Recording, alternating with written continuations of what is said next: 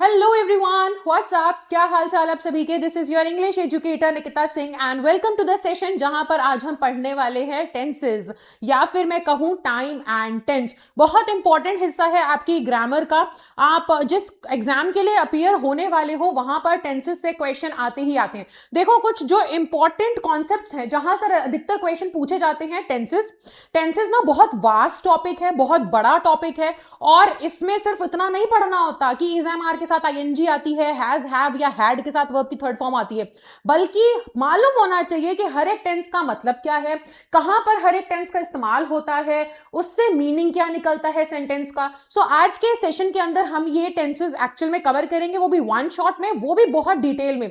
तो वीडियो थोड़ा लंबा हो सकता है, लेकिन हाँ, मैं आपको टेंसेस इस तरीके से पढ़ाने वाली हूं कि मैं प्रॉमिस करती हूं कि क्वेश्चन अगर एग्जाम में आता है टेंसेस से रिलेटेड, कोई भी क्वेश्चन आ जाए आपके सामने, आप अगर इन कॉन्सेप्ट्स को पढ़ के जाते हो तो बेझिझक आप टेंशन मत लेना, आप आंसर करेक्ट ही निकाल करके आओगे अगर आपने इस तरीके से टेंसेस को पढ़ लिया तो। आज की इस वीडियो के अंदर हम डिटेल में टेंसेस पढ़ने वाले हैं। क्वेश्चन आएगा ही आएगा एग्जाम में, ये तो निश्चित है। टेंसेस से क्वेश्चन आते ही आते हैं क्योंकि बहुत ट्रिकी होते हैं और बच्चे एक्चुअल में सही से पढ़ के नहीं जाते हैं। ठीक है, तो शुरू करते हैं बिना किसी देरी के। अब मैंने बोला बेटा टाइम एंड टेंस इसका पूरा नाम है। वैसे हम ना स्कूल में अधिकतर क्या सुनते हैं, टेंसेस। टेंसेस, इसे टेंसेस कहते हैं, इसे टेंसेस नहीं कहते। टाइम एंड टेंस है पूरा नाम। और अगर मैं आपको यहां पे पढ़ाना चालू करूं कि ये टेंसेस होते क्या हैं, उससे पहले इसको मैं ब्लैक कर देती हूं। अरे हाँ, उससे पहले आपको यहां पर समझना पड़ेगा कि एक्चुअल में ये टेंसेस आते कहां से हैं। तो बेटा मैंने आपको बताया था कि हमारे पास वर्ब का लेक्चर था। अगर आपने नहीं देखा है तो जाकर के पहले वर्ब का लेक्चर देखो, वो ऑलरेडी अपलोड हो रखा है। वर्ब का जो लेक्चर था उसके अंदर मैंने आपको बताया था हमारे पास दो वर्ब्स होती हैं। एक होती है मेन वर्ब जो एक्शन बताती है, एक होती है हमारे पास हेल्पिंग वर्ब। हेल्पिंग वर्ब में भी ना हमारे पास क्या निकल के आता है, मैं आपको यहाँ पे हेल्पिंग वर्ब का थोड़ा सा फंडा बता देती हूँ कि ये टेंसेस आते कहां से हैं। और जैसे कि आप लोग अभी तक मेरे से पढ़ रहे हो तो अब तक तो आपको समझ में आ चुका होगा कि मैं बहुत बेसिक से सारी चीजें कवर करवाती हूँ। ठीक है, तो जीरो लेवल से अगर मैं बताऊं कि टेंसेस कहां से निकलते हैं, क्यों हमें पढ़ने पड़ते हैं, तो बेटा कहानी कुछ ऐसी है कि हमारे पास हेल्पिंग वर्ब में दो तरीके की वर्ब्स निकल के आती हैं। एक हमारे पास निकल करके आती है हमारी प्राइमरी हेल्पिंग वर्ब, ठीक है, जिसे हम प्राइमरी हेल्पिंग वर्ब बोलते हैं, एचवी लिख रही हूं मतलब हेल्पिंग वर्ब। और एक हमारे पास निकल करके आती है मॉडल ऑक्सिलरीज, आप कह सकते हो। अब बच्चे कंफ्यूज होते हैं, ऑक्सिलरी का मतलब क्या है मैम, हेल्पिंग वर्ब का मतलब क्या है। बेटा एक ही मीनिंग है। जैसे बेसिकली अगर मैं आपको रफ आइडिया दूं तो जैसे एक इंसान होता है ना, घर पे उसका नाम है चिंटू, बाहर उसका नाम है राहुल, इंसान तो एक ही है, नाम दो है। वैसे ही आप समझो, ऑक्सिलरी वर्ब्स बोल लो या हेल्पिंग वर्ब्स बोल लो, नाम एक ही है, सॉरी नाम अलग है, काम एक ही है, एक ही चीज है, ये दो अलग अलग नाम है इसके। एक हमारे पास निकल के आती है मॉडल्स। तो हेल्पिंग वर्ब का एक्चुअल में मतलब क्या है, हेल्पिंग वर्ब ये उस टाइप की वर्ब्स होती हैं जो एक्चुअल में मीनिंग कंप्लीट करने के लिए एक सेंटेंस के अंदर उनको जरूरत पड़ती है मेन वर्ब की। ठीक है, यानी कि सेंटेंस में अकेले मीनिंग डिलीवर नहीं कर पाएंगी, अकेले मीनिंग आपको नहीं समझा पाएंगी, इनके साथ हमेशा एक मेन वर्ब आता है। तो बेटा आप तो जानते हो मॉडल वर्ब्स हमारे पास कौन सी होती हैं, can, could, should, will, would, ऐसी हमारे पास मिला करके 13 मॉडल वर्ब्स होती हैं। ठीक है, तो जब आप इनके साथ, अब इनको चाहिए होता है, इनके साथ हमेशा एक मेन वर्ब आता है, तो जब आप इनके साथ मिला करके मेन वर्ब को पढ़ते हो तो कॉन्सेप्ट निकलता है मॉडल वर्ब्स का। लेकिन प्राइमरी हेल्पिंग वर्ब्स कौन सी होती हैं, is, am, are, was, were, है ना। और अगर मैं साथ में बोलूं तो has, have, ठीक है, had, do, does, ये सब निकल करके आती हैं। तो जब आप इन सभी वर्ब्स के साथ मेन वर्ब लगता है, इस कॉन्सेप्ट को पढ़ते हो, तो यहां से टेंसेस निकल करके आते हैं।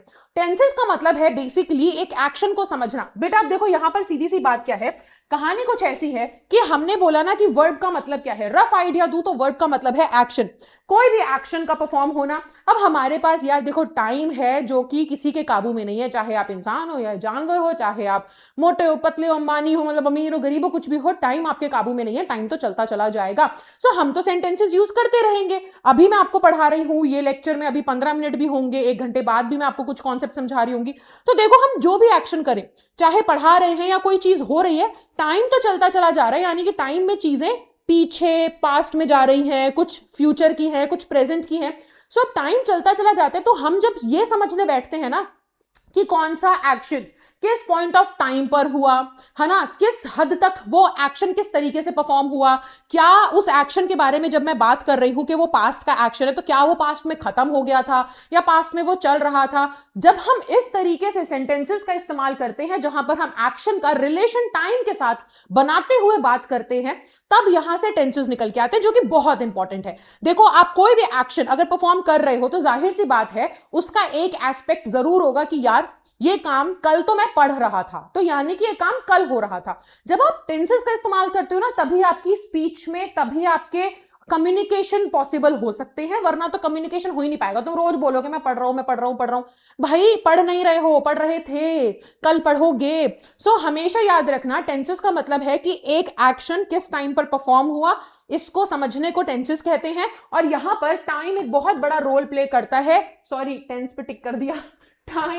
टाइम एक बहुत बड़ा रोल प्ले करता है, क्योंकि अगर आप समझना चाहते हो कि कौन सा एक्शन का परफॉर्म हुआ था तो टाइम का रेफरेंस चाहिए ही चाहिए होगा। वो छोटी क्लासेस थी जब हम पढ़ते थे इज एम आर के साथ आईएनजी लगता है तो प्रेजेंट कॉन्टिन्यूअस टेंस होता है।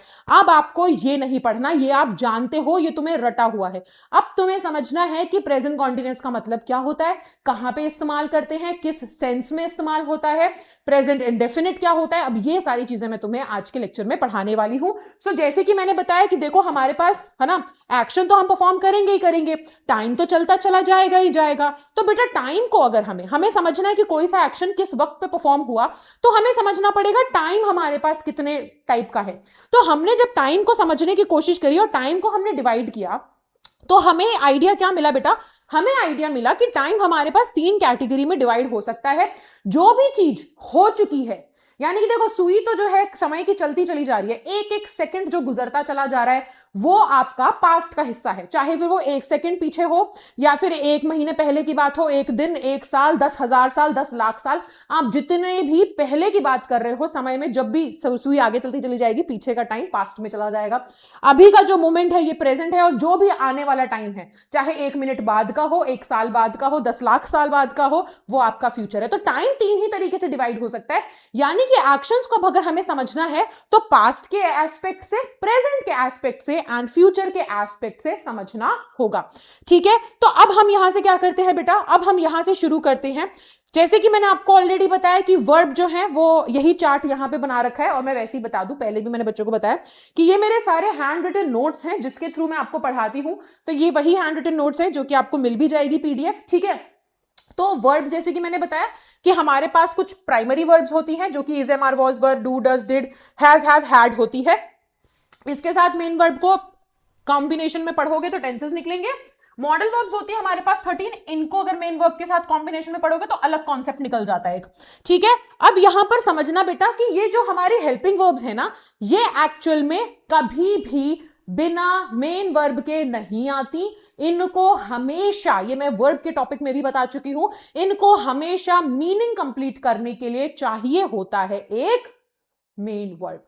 लेकिन मॉडल वर्ब्स ना, यहां पे 2 समाज हैं, एक है प्राइमरी हेल्पिंग वर्ब का समाज, एक है हमारे पास मॉडल वर्ब्स का समाज। मॉडल वर्ब का समाज वो कट्टर समाज है जो कहता है ना कि भाई हम मॉडल वर्ब्स हैं, यानी कि हम कौन है, हम पैदाइशी हेल्पिंग वर्ब्स हैं, हम कभी भी सेंटेंस में अकेले स्टैंड नहीं करेंगे, हमारे साथ हमेशा एक मेन वर्ब होगा, तभी जाके मीनिंग कंप्लीट हो पाएगा। हम अकेले कोई काम नहीं करने वाले, मेन वर्ब के साथ करेंगे।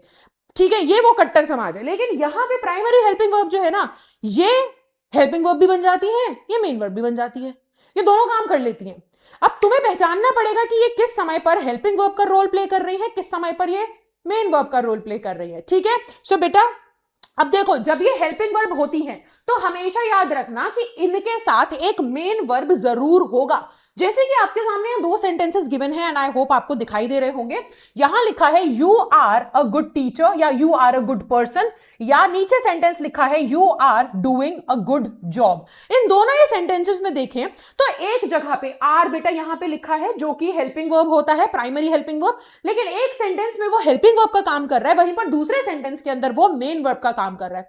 अब किस सेंटेंस में हेल्पिंग वर्ब का काम कर रहा है हमें कैसे पता चलेगा? तो बेटा यहां पे बचपन की नॉलेज काम आती है, जो हमने सीखी है कि इज, एम, आर या वाज वर्ब के साथ आईएनजी वाली वर्ब की फॉर्म लगती है ना, डू या डज या डिड इनके साथ वर्ब की फर्स्ट फॉर्म लगती है, हैज, हैव, हैड के साथ वर्ब की थर्ड फॉर्म लगती है। तो जब भी इनके साथ इनकी मेन वर्ब की कोई फॉर्म लग रही होगी तो समझ जाना कि ये हेल्पिंग वर्ब है, लेकिन जब इनके साथ कोई और वर्ब की फॉर्म नहीं होगी और ये अकेले सेंटेंस में होंगे तो समझ जाना कि ये खुद मेन वर्ब है। क्योंकि मैंने पहले की क्लासेस में ही बता दिया था कि किसी भी सेंटेंस में कोई भी सेंटेंस बिना मेन वर्ब के बन नहीं सकता। Got it everyone? क्लियर है सभी को? आई एम सो सॉरी, मैं बीच बीच में डिस्ट्रैक्ट हो जा रही हूँ, मेरा डॉग बैठा हुआ है यहाँ पर। हाँ, वो बेचारा मेरे को ऐसे देखे जा रहा है, बार बार मुझे उसका ध्यान रखने के लिए बोला गया है क्योंकि my parents are not at home, they have gone out, so now he is a bit worried कि कहाँ लेकर आ गई है मुझे, और बार बार मुझे ऐसे पपी आइज से देख रहा है और मेरे को उस पर नज़र डालनी पड़ रही है कि ही इज़ ओके और नॉट।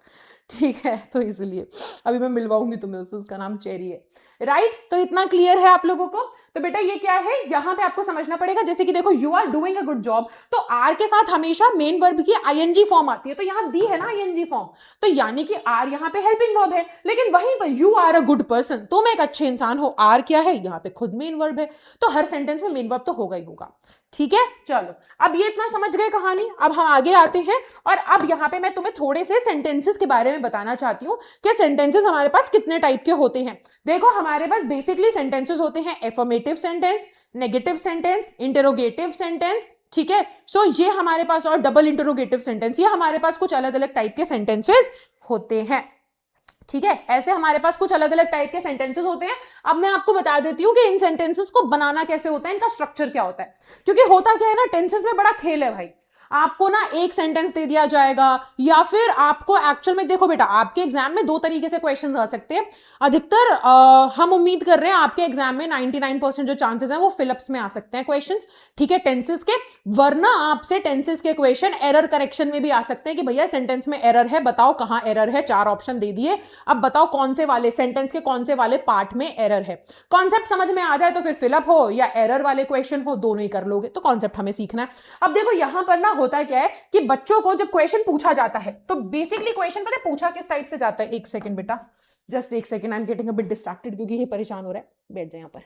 ठीक है, सो क्वेश्चन पूछा किस टाइप से जाता है बेटा, क्वेश्चन बेसिकली कुछ इस तरीके से पूछा जाता है कि आपको ना फॉर एग्जाम्पल कोई क्वेश्चन लिख करके दे दिया, मैं बहुत ही बेसिक क्वेश्चन बता रही हूं ताकि सभी को समझ में, डिड ही, ठीक है, अ जॉब, ठीक है, क्वेश्चन मार्क। तो अब यहां पर आपको बोला जा रहा है कि मेन वर्ब का कोई फॉर्म यूज करना है, या फिर आपके सामने ना होता क्या है कि आपके सामने कोई एक और सेंटेंस दिया जा सकता है, ऐसा भी दिया जा सकता है कि डिड ही लाइक, या did he like the new movie, is this sentence correct. तो अब यहां पर आपको अगर फिलअप में दिया गया है या फिर आपको पूछा गया है कि ये सेंटेंस करेक्ट है या नहीं, या इसमें कोई एरर है तो बताइए, ऐसा कोई सेंटेंस दिया गया तो आपको ना सेंटेंस का स्ट्रक्चर भी पहचान में आना चाहिए। ये एक इंटरोगेटिव सेंटेंस है, इसका स्ट्रक्चर कैसा होता है, किस तरीके से ये सेंटेंस जो है वो बिल्ड होते हैं, बनते हैं,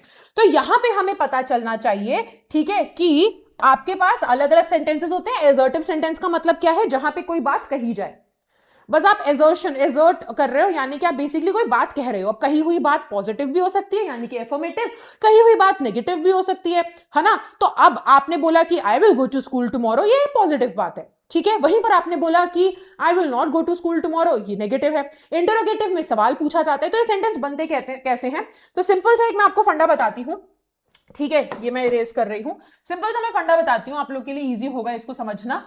तो बेटा सबसे पहले मैंने आपको क्या बताया था, सबसे बेसिक स्ट्रक्चर क्या होता है सेंटेंस का, सबसे बेसिक स्ट्रक्चर होता है सब्जेक्ट, वर्ब एंड ऑब्जेक्ट, यही मैंने आपको बताया था, है ना। अगर हम इसको भी थोड़ा सा ओपन अप कर दें तो सेंटेंस कैसे बनेगा, सब्जेक्ट होगा, वर्ब में से पहले हेल्पिंग वर्ब आ जाती है और फिर मेन वर्ब आ जाती है और फिर ऑब्जेक्ट, है ना। सेम ही तो चीज लिखी है मैंने, बस क्या करा है, बस थोड़ा सा इसको सेंटेंस को थोड़ा सा और ओपन कर दिया है ना, यहां पर है कि नहीं। देखो यहां पे जो मेरा ये वर्ब था उसको मैंने ओपन कर दिया और ऐसे एक हेल्पिंग वर्ब और एक मेन वर्ब में बांट दिया, बात तो वही है। तो ये होता है क्या बेटा, बस आपको इतना ही याद रखना है कि ये होता है आपका एक एफर्मेटिव सेंटेंस का फॉर्मूला, ठीक है, ये एफर्मेटिव सेंटेंस का फॉर्मूला होता है, इस तरीके से एफर्मेटिव सेंटेंस बनते हैं, बस इतना तुम्हें याद रखना है।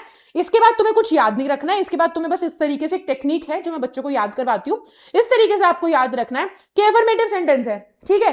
अब एफर्मेटिव सेंटेंस में सब्जेक्ट है, इनको दोनों को मिला के वर्ब है और ऑब्जेक्ट है। तो अब यहां पर समझो कि एक्चुअल में आपके पास वर्ब कैसे डिवाइड है, एक मेन वर्ब है, एक हेल्पिंग वर्ब है। यार हेल्पिंग वर्ब का काम क्या होता है? हेल्पिंग वर्ब का काम होता है ना हेल्प करना। तो भाई एक बात बताओ, तुम अपनी रियल लाइफ में सोचो कि तुम्हारे घर पे, तुम्हारा घर पे मेन पर्सन कौन होता है? यार मम्मी, है ना। घर की मुखिया, घर का मेन पर्सन मम्मी होता है। मम्मी ना हो तो घर ही ना चले। तो अगर मम्मी तुम्हारा घर पे मेन पर्सन है और अगर तुम्हारे पास कोई हेल्पर नहीं है, घर पे कोई हाथ बटाने वाला नहीं है, कोई काम करने वाला पर्सन नहीं है, घर पे सारा काम मम्मी संभालती है, वो मेन पर्सन तुम्हारे घर का सारा काम संभालेगा। लेकिन अगर तुम घर पे एक हेल्पर को ले आओ कि मम्मी अब ये हेल्पर आ गया, तो क्या तुम उसके बाद भी अपनी मम्मी से काम करवाओगे? फिर सेंस ही क्या बनेगी ना। पहले मम्मी बर्तन धोती थी, कपड़े धोती थी, घर साफ करती थी, झाड़ू पोछा करती थी, सब कुछ मम्मी संभालती थी। लेकिन अब सोचो कि तुम्हारे पास अगर एक हेल्पर आ चुका है, तो हेल्पर से काम करवाओगे ना। हेल्पर ही तो फिर घर में झाड़ू पोछा करेगा, बर्तन धोएगा। या बोलोगे नहीं हेल्पर आ चुका, उसे बैठाएंगे अब हम, काम फिर भी मम्मी करेगी? ऐसा तो नहीं होता। तो बेटा देखो, जब तुम्हारे पास हेल्पिंग वर्ब है ना, तो अब जितने भी टाइप के तुम्हें सेंटेंसेस बनाने हैं, हेल्पिंग वर्ब करेगा तुम्हारा काम, हेल्पिंग वर्ब तुम्हारे लिए काम करेगा।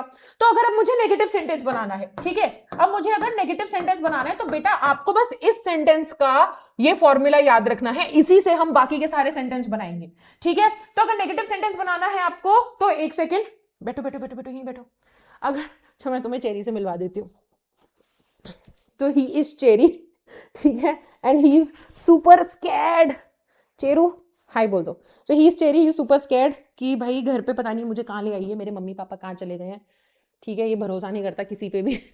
इसके लिए सिर्फ ये है कि भाई मेरी मम्मी है, मेरे पापा हैं तो ठीक है, वरना मेरे पे तो बिल्कुल भरोसा नहीं करता, पता नहीं क्यों, although I love him a lot. ठीक है चेरी, यहीं बैठो। हाँ, तो बेटा अब यहां पर हमने क्या बोला, आपको बस ये स्ट्रक्चर याद रखना है। अब अगर किसी भी टाइप का सेंटेंस बनेगा तो यहीं से बनेगा। तो अगर देखो हेल्पिंग वर्ब, जैसे अब हमें नेगेटिव सेंटेंस बनाना है, तो अब नेगेटिव सेंटेंस कैसे बनेगा? अब नेगेटिव सेंटेंस ऐसे बनेगा कि हेल्पिंग वर्ब काम करेगा ना। घर पे हेल्पर है तो हेल्पर से काम करवाओ, बाकियों से क्यों? तो हेल्पर जो है ये हेल्पिंग वर्ब अपने बाद ले आएगा एक नेगेटिव वर्ड नॉट, और बन जाएगा सेंटेंस नेगेटिव। तो सब्जेक्ट हेल्पिंग वर्ब के बाद आप नॉट लगा दोगे, हाँ नॉट लगा दोगे, और देखो बाकी सारी चीजें वैसी की वैसी ही हैं। तो क्या बना, बन गया ना हमारा एक नेगेटिव सेंटेंस। तो बेटा ऐसे नेगेटिव सेंटेंस बन जाता है। ठीक है, सब्जेक्ट हेल्पिंग वर्ब, बस नॉट जो है हेल्पर अपने बाजू में एक नॉट ले आया और उसने बोला ठीक है, ऐसे बन गया आपका नेगेटिव सेंटेंस। देखो फॉर एग्जांपल अगर मैं बोलूं कि I will not go to school tomorrow, ये एक नेगेटिव सेंटेंस है। तो देखो ना, आई सब्जेक्ट है ना, विल हेल्पिंग वर्ब है, नॉट लगाया, मेन वर्ब गो, कहां, टू स्कूल, ऑब्जेक्ट टुमारो, जो भी आपको लिखना है, बन गया नेगेटिव सेंटेंस। अब यहीं से सोचो कि मुझे एक इंटेरोगेटिव सेंटेंस बनाना है। तो बेटा इंटेरोगेटिव सेंटेंस बनाना है, तो इंटेरोगेटिव सेंटेंस भी दो टाइप के होते हैं ना। एक होता है आपका हेल्पिंग वर्ब वाला इंटेरोगेटिव सेंटेंस, यानी कि ऐसे क्वेश्चंस जिसके अंदर सिर्फ और सिर्फ क्या रहता है, सिर्फ और सिर्फ आप यस और नो में आंसर करते हो, और एक ऐसे क्वेश्चन होते हैं जिसके अंदर प्रॉपर आंसर मिलता है। तो अगर आपको वैसा वाला एक क्वेश्चन बनाना है ना, अगर आपको क्या करना है, आपको एक हेल्पिंग वर्ब वाला यानी कि आपको यस और नो क्वेश्चन बनाना है, तो वो क्वेश्चन कैसे बनेगा बेटा? तो वो क्वेश्चन ऐसे बनेगा कि हेल्पिंग वर्ब जो है वही काम करेगा। ये था ना, यहां से बनाएंगे हम हेल्पिंग इंटरोगेटिव सेंटेंस। तो हेल्पिंग वर्ब क्या करेगा, ये उठ के सबसे आगे आ जाता है, ठीक है, और बाकी का सेंटेंस वैसा का वैसा रहेगा। हेल्पिंग वर्ब आगे आगे तो क्या बचा, सब्जेक्ट बचा, मेन वर्ब बचा, ऑब्जेक्ट बचा, और फिर क्वेश्चन मार्क लगा दो, बन गया आपका क्या, बन गया आपका एक इंटरोगेटिव सेंटेंस। जैसे will I go to school tomorrow, क्या मैं कल स्कूल जाऊंगा? तो देखो हेल्पिंग वर्ब हमने आगे लिख दिया, will subject I go to school, question mark. लेकिन अब डबल इंटरोगेटिव बनाना है, यानी कि WH वाला इंटरोगेटिव बनाना है, तो कुछ नहीं करना होता, इसी के आगे, इसी वाले फॉर्मूला के आगे WH लग जाता है। जैसे कि why will I go to school, क्यों जाऊंगा मैं स्कूल, या when will I go to school, कब जाऊंगा मैं स्कूल, जो भी आप पूछना चाहते हो, इस टाइप के क्वेश्चन, इस टाइप के सेंटेंसेस बन जाते हैं। इतना क्लियर है सभी को, कोई परेशानी यहां तक? चलो, तो यही मैं आपको समझाना चाह रही हूं जो चीज यहां पर गिवन है सिमिलरली, राइट। चलो आगे चलते हैं। सो यही मैंने रफ में बच्चों को यहाँ पे ऐसे आपके लिए सिखा रखा है, ठीक है, ये वही जो मैंने अभी बताया वही है यहाँ पे। अब यहाँ पर देखो वर्ब की हमारे पास अलग अलग फॉर्म्स होती हैं। एक हमारे पास वर्ब की फर्स्ट फॉर्म होती है, ईट हो गया, प्ले हो गया, वर्ब की फर्स्ट फॉर्म ये लगती है इंडेफिनिट टेंस के अंदर, चाहे फिर वो आपका प्रेजेंट इंडेफिनिट हो, फ्यूचर इंडेफिनिट हो। पास्ट इंडेफिनिट का थोड़ा सा मामला है अलग, वो हम सीखेंगे। अच्छा, वर्ब की सेकंड फॉर्म जो होती है ये भी हम यूज करते हैं, मतलब आपको मैंने अलग अलग फॉर्म्स बताती हैं। वर्ब की सेकंड फॉर्म आती है उसमें, ठीक है। वर्ब की थर्ड फॉर्म आती है ईट, एट, ईटन, है ना, प्ले, प्ले, प्लेड। तो वैसे ही वर्ब की फोर्थ फॉर्म को ING वाली फॉर्म कहते हैं, ईटिंग या प्लेइंग। वर्ब की फिफ्थ फॉर्म को S या ES वाली फॉर्म कहते हैं, जैसे कि ईट्स या प्लेज, ठीक है। अरे यार ये बहुत परेशान कर रहा है ना। हाँ, सो ये हो जाता है। अब यहाँ पर क्या है, अब आपको इस चीज का ध्यान रखना है। बहुत सारे टीचर्स ऐसे पढ़ाते हैं वर्ब की फोर्थ फॉर्म, वर्ब की फिफ्थ फॉर्म। मैं बच्चों को नॉर्मली पढ़ाती हूँ वर्ब की first form, second form, third form, और फिर अगर मुझे आईएनजी बताना है तो मैं सीधा कहती हूँ कि भाई फर्स्ट फॉर्म के साथ आईएनजी, और सिंगुलर वर्ब पढ़ानी है तो मैं सीधा बोलती हूँ वर्ब की फर्स्ट फॉर्म के साथ एस या ई एस। क्लियर?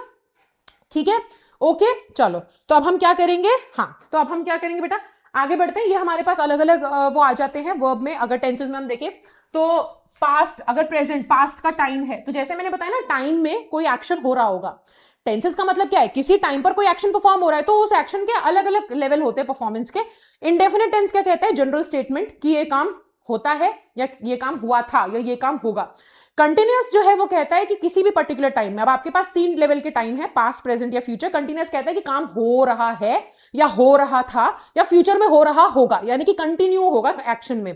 ठीक है। परफेक्ट का मतलब है काम खत्म हो जाना। पास्ट परफेक्ट मतलब वो काम खत्म हो गया था। प्रेजेंट परफेक्ट मतलब खत्म हो चुका है। फ्यूचर परफेक्ट यानी खत्म हो चुका होगा। परफेक्ट कॉन्टिन्यूअस अलग है, वो मैं आपको आगे अब लेक्चर में बताऊंगी। तो शुरू करते हैं। सबसे पहले हमारे पास आता है simple present tense. Simple present tense का मैंने फॉर्मूला ऐसे लिख दिया है। अब क्योंकि बेटा मैं आप लोगों को बता चुकी हूं कि यहां पे पॉजिटिव सेंटेंस कैसे बनता है, नेगेटिव सेंटेंस कैसे बनता है, ये मैं बता चुकी हूं क्योंकि आपको, तो इसीलिए है ना, आपको मैं अब अलग से नहीं बताऊंगी। एक बार एक एग्जांपल दे दूंगी, आप बेसिक इसके रूल समझ लो कि प्रेजेंट टेंस के अंदर सिंपल प्रेजेंट का इस्तेमाल, या सिंपल प्रेजेंट बोलो, प्रेजेंट इंडेफिनिट बोलो, बात एक ही है, एक ही नाम है ना। एक ही नाम क्यों बोल रही हूं मैं, जैसे एक ही इंसान के 2 नाम होते वैसे सिंपल प्रेजेंट बोल लो या प्रेजेंट इंडेफिनिट बोलो, ये एक ही चीज है, इसके 2 नाम है। ठीक है, जस्ट अ सेकेंड। हाँ तो अरे बाप रे, है ना, सॉरी, जस्ट अ सेकेंड। तो ये हो गया आपका, फाइन, गॉट इट। चलिए, सो अब यहां पर अगर हम देखें तो बेटा ये इसका फॉर्मूला है। सिंपल प्रेजेंट में सब्जेक्ट आता है, वर्ब की फर्स्ट फॉर्म आती है, उसके साथ एस या ईएस लगाते हैं हम। और ये एस और ईएस कब लगता है, ये मैं ऑलरेडी सब्जेक्ट वर्ब अग्रीमेंट के लेक्चर में बता चुकी हूं कि अगर आपका सब्जेक्ट सिंगुलर होगा तो वर्ब में एस ईएस लग जाएगा, सिंगुलर नहीं होगा, प्लूरल होगा तो वर्ब की फर्स्ट फॉर्म रहेगी। ठीक है, और उसके बाद ऑब्जेक्ट आता है। अब ये सिंपल प्रेजेंट टेंस का यूज कहां होता है, सिंपल प्रेजेंट टेंस का यूज होता है बेटा हैबिचुअल एक्शंस या रिपीटेड एक्शंस बताने के लिए। यानी कि कोई ऐसा एक्शन जो रिपीट होता है, आप उसे रिपीट करते हो या फिर वो आपकी हैबिट का हिस्सा है, ऐसे एक्शंस को बताने के लिए हम यूज करते हैं क्या, simple present tense. For example, my mother packs my lunch daily, ये काम रोज होता है, ये रिपीट होता है, ये हैबिट का हिस्सा बन चुका है। ये जैसे देखो ना, I get up early in the morning, कि मैं सुबह जल्दी उठता हूं या उठती हूं, यह आपकी हैबिट है। तो ये दोनों एक्शन बताने के लिए हमने वर्ब का कौन सा यूज किया है फॉर्म, देखो माय मदर एक ही मम्मी है ना भाई, तो इसलिए पैक्स हो जाएगा। ठीक है, गॉट इट एवरीवन। और वहीं पर आई गेट अप अर्ली, तो आई के साथ तो फिर वर्ब का प्लूरल फॉर्म यूज करते हैं प्रेजेंट में, तो आई गेट अप अर्ली, तो वर्ब की फर्स्ट फॉर्म ही यूज हो रही है दोनों जगह पर, क्योंकि आप हैबिचुअल या रिपीटेड एक्शन बताना चाह रहे हो। सिंपल है। चलो अब आपके सामने क्वेश्चन है, आप बताओ कि इस सेंटेंस के अंदर करेक्ट सेंटेंस, इन दोनों में से कौन सा करेक्ट सेंटेंस है। She always brings flowers whenever she comes to see me या टू विजिट, है ना। He is always complaining about his job. You have 2 sentences, identify the correct sentence. आपको बताना है इन दोनों में से सही सेंटेंस कौन सा है, ये आप मुझे जल्दी से बताएंगे कमेंट सेक्शन में। ठीक है, कि कौन सा सेंटेंस एकदम करेक्ट है बेटा, किस सेंटेंस के अंदर कोई एरर नहीं है, तो देखो और जल्दी जल्दी से आंसर करो। फाइन, चलो तो अब हम यहां पर देखते हैं। तो यहां पर बेटा अगर आपको देखो, अब आपको लग रहा होगा कि अरे मैम ऑब्वियस सी बात है, ये वाला सेंटेंस एकदम करेक्ट है और ये वाला सेंटेंस रॉन्ग है, आपको यही लग रहा होगा, है ना। क्यों लग रहा होगा, क्योंकि यार मैम देखो ना, अभी तो आपने बताया कि जो एक्शन हैबिट दिखाते हैं या जो एक्शन जो भी जिस भी सेंटेंस में हमें एक रिपीटेड एक्शन दिखता है कि ये रिपीट होता है, तो उसको हम क्या करते हैं, सिंपल प्रेजेंट में लिखते हैं। तो ये वाला सिंपल प्रेजेंट में जाएगा, ऑलवेज का मतलब, है ना। ये वाला सेंटेंस में आईएनजी लगाए, ये तो गलत होगा, लेकिन आप एकदम गलत हो, दोनों सेंटेंसेस एकदम करेक्ट हैं, दोनों में कोई गड़बड़ी नहीं है। और ये समझने के लिए आपको क्या समझना पड़ेगा, एक कॉन्सेप्ट समझना पड़ेगा, और वो कॉन्सेप्ट क्या है, ऑलवेज का कॉन्सेप्ट। ऑलवेज जो है ना बेटा, ऑलवेज एक्चुअल में 2 तरीके से काम करता है। इट वर्क्स एज, मतलब हिंदी में इसका मतलब क्या है, हिंदी में इसका मतलब है हमेशा, है ना। हिंदी में इसका मतलब, ऑलवेज का मतलब होता है हमेशा। I will always love you, मैं हमेशा तुमसे प्यार करूंगा। I will always be there for you, मैं हमेशा तुम्हारे साथ रहूंगा। लेकिन यहां पर ऑलवेज जो है, इस वर्ड को 2 अलग अलग मीनिंग के साथ यूज किया जाता है। वैसे तो मतलब इसका हमेशा है, लेकिन इस्तेमाल में ये दो अलग अलग फीलिंग्स बताता है। कौन सी फीलिंग्स बताता है बेटा? एक ये बताता है हैबिट, दूसरा बताता है इरिटेशन या फ्रस्ट्रेशन।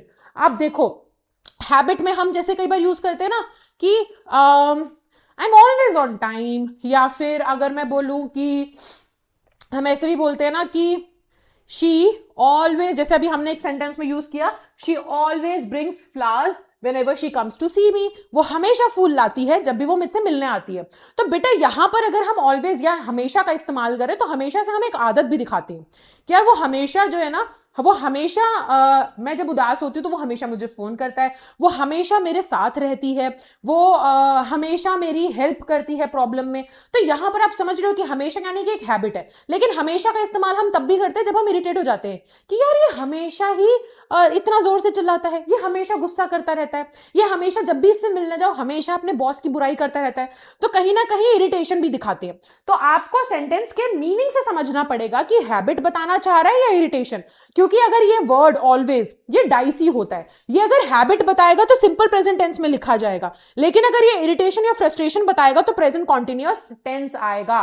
तो इसलिए सेंटेंस को पढ़ के ऑलवेज का मतलब तुम सोचो हमेशा, और तुम बोलोगे ये तो भाई हैबिट बता रहा है, तो बेटा इसलिए वहां पे फर्स्ट फॉर्म नहीं लगानी है। ऐसा नहीं सोचना है, इसके दो काम होते हैं, आपको आइडेंटिफाई करना पड़ेगा। ठीक है, तो जैसे कि इस वाले सेंटेंस में वो हमेशा कंप्लेन करता रहता है अपने बॉस के बारे में, ये हैबिट थोड़ी है ना? मतलब ये हैबिट नहीं है, ये दिस इज समथिंग कि यू आर इरिटेटेड अबाउट, कि फ्रस्ट्रेटेड हो तुम, ये हमेशा यार उसका यही है, हमेशा का यही है, हमेशा लेट करता है, तो इरिटेशन है। लेकिन यहां पर अगर हम देखें तो वो फूल लाती है, इस बात से तुम्हें क्या इरिटेशन है भाई? ये तो अच्छी बात है ना, उसकी आदत है, वो जब भी तुमसे मिलने आती है फूल लेकर आती है कि नहीं? तो ये तो एक अच्छी चीज है, this is a habit, not something to get irritated about. ठीक है, तो यहां पे दोनों सेंटेंसेस करेक्ट है, क्योंकि हमने यहाँ पे इरिटेशन में यूज किया है तो प्रेजेंट कॉन्टिन्यूअस है, इज कंप्लेनिंग, और यहाँ हैबिट में यूज किया है तो हमने यहाँ पर ब्रिंग्स फ्लावर्स लिखा हुआ है, ठीक है, ऑलवेज के साथ। चलो अब यहां पर देखो, ये सारे वर्ड्स आपको याद कर लेना। ये सारे वर्ड्स अगर किसी सेंटेंस में नजर आ जाए that means that sentence should be written in present simple, present या प्रेजेंट इंडेफिनिट टेंस। अब होता है क्या है, बच्चे बस रट के चले जाते हैं कि भाई हैबिट वाले एक्शंस जो हैं वो हमारे सिंपल प्रेजेंट में होते हैं। लेकिन बेटा एक बात बताओ, क्या तुम इतने कॉन्फिडेंस से कह सकते हो कि तुम हर एक इंग्लिश के सेंटेंस का मीनिंग जब निकालते हो हिंदी में तो करेक्ट मीनिंग निकालते हो? नहीं ना, नहीं निकलता ना करेक्ट मीनिंग, गड़बड़ होती है ना। देखो इस वाले सेंटेंस को ही देख लो ना, हिंदी में इनका दोनों का मतलब सेम निकल रहा है कि वो हमेशा मेरे लिए फूल लाती है, जब भी मेरे से मिलने आती है वो हमेशा अपने बॉस के बारे में कंप्लेन करता रहता है। तो दोनों ही सेंटेंस में जब हम मीनिंग निकाल रहे हैं तो रहता है, रहती है वाला मीनिंग निकल रहा है। और बहुत से बच्चों ने ना अपने पास्ट में जरूर कभी ना कभी टेंसेस में ऐसा सीखा होगा कि रहता है, रहती है, ये जब आ जाए आपका मीनिंग किसी भी सेंटेंस का तो वो हमेशा सिंपल प्रेजेंट में होना चाहिए। बट यहां तो ये चीज लॉजिकल नहीं प्रूव हो रही है। यहां तो मीनिंग क्या निकल रहा है कि वो हमेशा अपने बॉस के बारे में, अपनी जॉब की कंप्लेन करता रहता है। लेकिन यहां पर क्या है ना, देखो यहां पर ये सेंटेंस प्रेजेंट कॉन्टिन्यूअस में है कि नहीं? तो इसका मतलब वैसे निकलना क्या चाहिए, जो तुम हिंदी के साथ कई बार इंग्लिश और हिंदी को मिक्स करके समझने की कोशिश करते हो, इसका मतलब निकलना चाहिए कि वो हमेशा बॉस के बारे में कंप्लेन कर रहा है। कंप्लेनिंग है ना, is complaining. I am teaching का मतलब क्या है, मैं पढ़ा रही हूं। पर इस सेंटेंस का मतलब रहा है, रही है में नहीं निकल रहा ना, इससे का मतलब क्या निकल रहा है, करता रहता है, करती रहती है। तो सुनने में क्या लगता है कि हैबिट है, पर होती नहीं है। इसीलिए या तो देखो तुम अपने आपको इतना ज्यादा कॉन्फिडेंस है, तुम्हें लगता है कि तुम एकदम सही मीनिंग निकालोगे, तो किसी भी सेंटेंस का वहां पे हिंदी का मीनिंग निकाल के देखना, तुम्हें लगेगा हैबिट है तो उस हिसाब से समझ जाना और सेंटेंस में वर्ब की फर्स्ट फॉर्म लगाना। वरना मैं बता रही हूं सिंपल सा टेक्निक क्या है, ये सारे टाइम बताने वाले वर्ड्स को यूज करना। ठीक है, ये वर्ड्स हैं जो टाइम शो करते हैं, जो आपको बताते हैं कि एक्शन आइदर हैबिचुअल है या रिपीटेड है। तो ये वर्ड्स जब भी नजर आ जाए तो इससे ना होगा क्या, टाइम बचेगा। भाई एग्जाम में बड़े बड़े सेंटेंस भी आ जाते हैं, सबका मीनिंग तुम नहीं निकाल पाओगे, गड़बड़ होगी। तो इससे बढ़िया look for these words every day, every night, every morning, every week, every year, every month, daily, seldom. Seldom मतलब रेयरली कभी किसी काम का होना, ठीक है, कभी होना, कभी कभारी।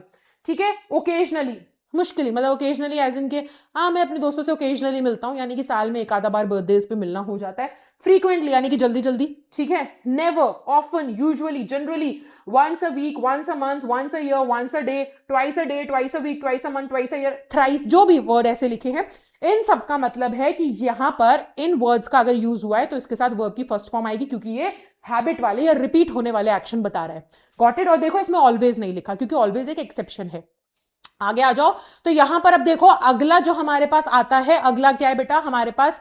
अगला यूसेज जो है सिंपल प्रेजेंट टेंस का वो है यूनिवर्सल फैक्ट्स। ठीक है, यानी कि ऐसे फैक्ट्स जो यूनिवर्सल हैं, सच थे, सच रहेंगे, ऐसे फैक्ट्स हम सिंपल प्रेजेंट टेंस का इस्तेमाल करके बताते हैं।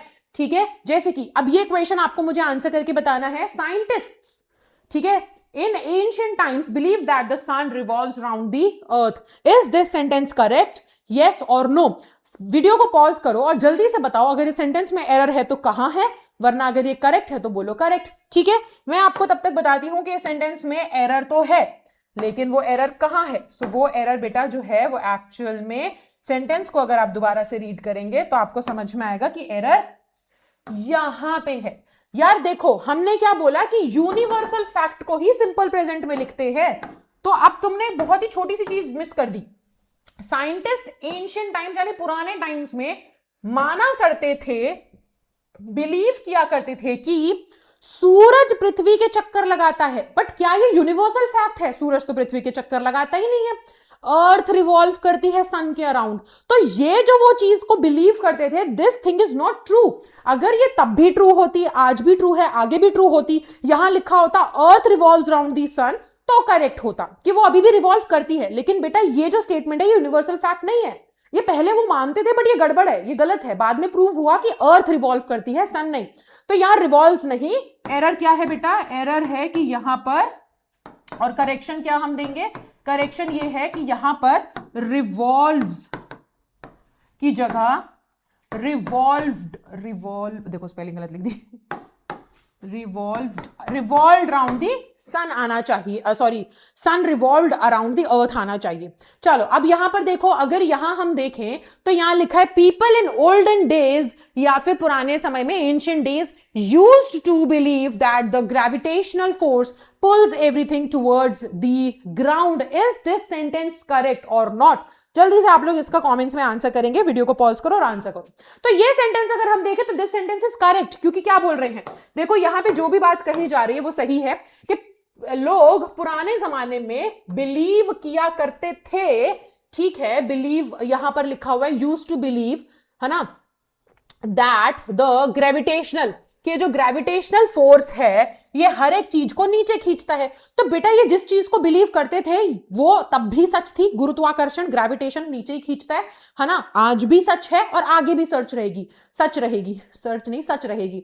ठीक है, कि हमें ना जो ग्रेविटेशन है वो नीचे पुल करता है। सो ये एक यूनिवर्सल फैक्ट है, तो पुल्स यहां पे करेक्ट है ना। तो आपको यह समझना पड़ेगा कि जो बात कही जा रही है वो एक फैक्ट है, यूनिवर्सल या नहीं है तो तुरंत उसका टेंस चेंज करो, पास्ट में डालो, सिंपल पास्ट में, और अगर सच है तो फिर वो सिंपल प्रेजेंट में रहेगा। अब यहां पे कंट्रोवर्शियल स्टेटमेंट निकलता है कि मैम यहां पे बिलीव्ड क्यों नहीं है?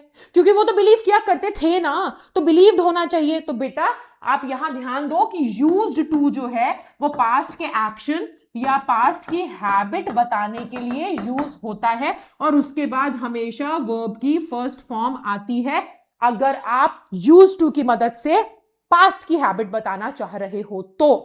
प्लीज इसको ध्यान में रखेंगे, ठीक है। यूज्ड टू, जैसे कि I used to drink coffee, मैं कॉफी पिया करती थी, तो यहां पे सेंटेंस क्या बनना चाहिए? तो यहां पे बच्चे सेंटेंस ऐसे बनना चाहिए ना कि I used to drink coffee. पता है क्या कि ये जो यूज टू है ना, ये एक्चुअल में एक सेमी मॉडल वर्ब है। सेमी मॉडल है यानी कि ये कभी कभी मॉडल की तरीके से एक्ट करता है, कभी कभी नहीं भी करता।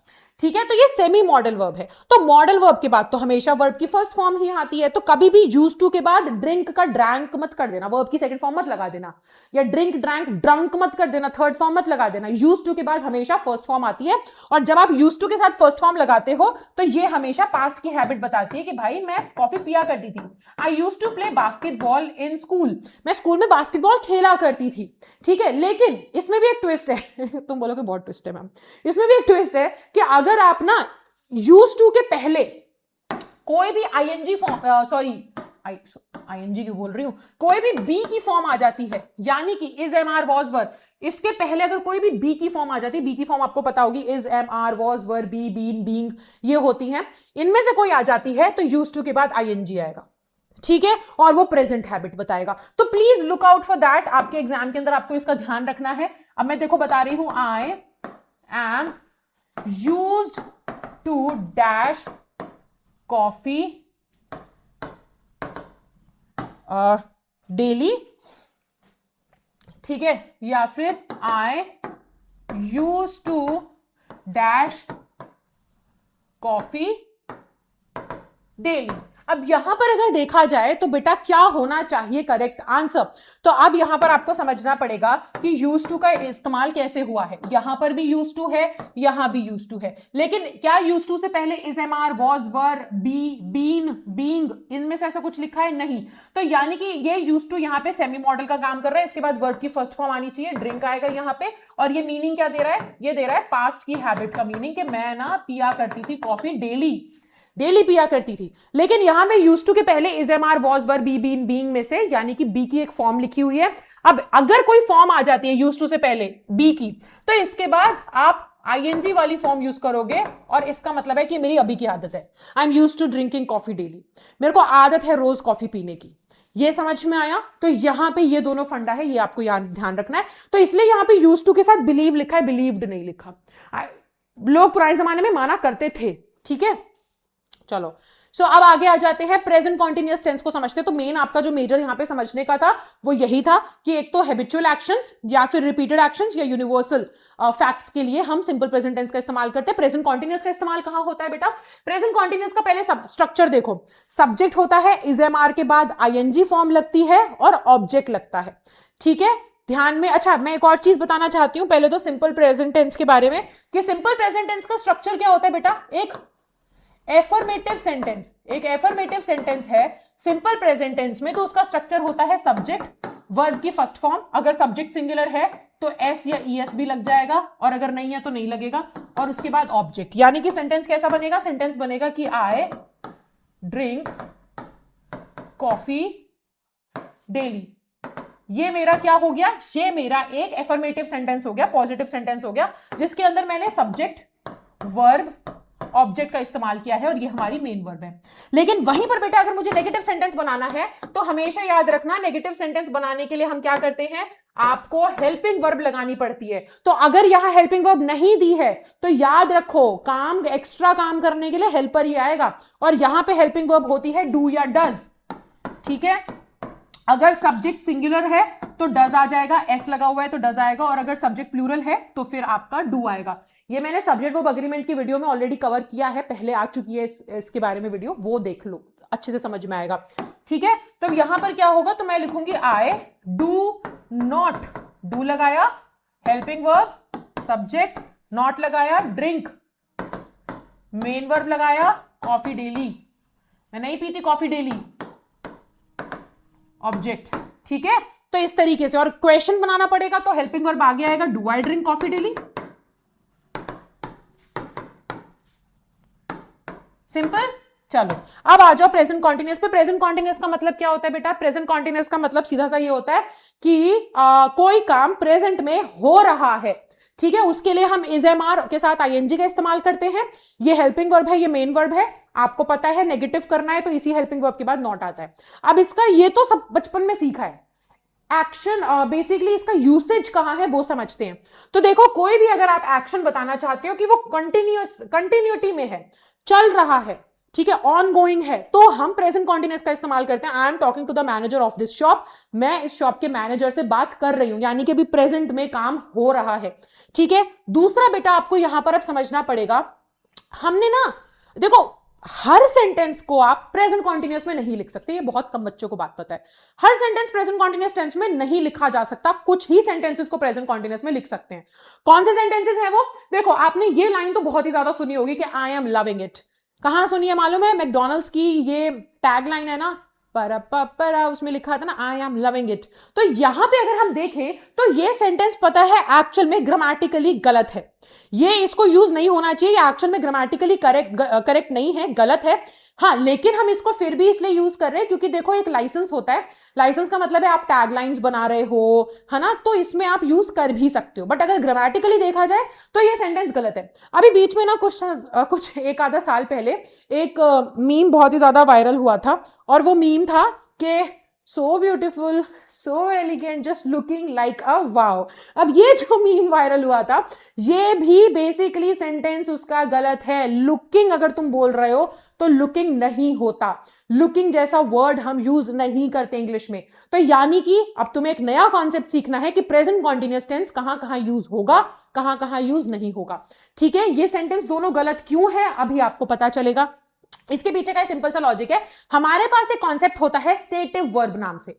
स्टेटिव वर्ब का मतलब क्या है, ऐसी वर्ब जो कि आपको इंफॉर्मेशन देती हैं but there is no action being done, उसमें कोई एक्शन नहीं होता, फिजिकल एक्शन नहीं होता, सिर्फ इंफॉर्मेशन होती है, वो होते हैं स्टेटिव वर्ब्स। जैसे कि अगर मैं बोलूं कि आई एम जंपिंग, तो ये क्या है बेटा, ये एक फिजिकल एक्शन है, इसमें मेरी बॉडी की मूवमेंट हुई है ना। अगर मैं वहीं पे बोलूं आई एम टीचिंग, तो इसके अंदर भी क्या है, मेरी बॉडी की मूवमेंट हो रही है, राइट।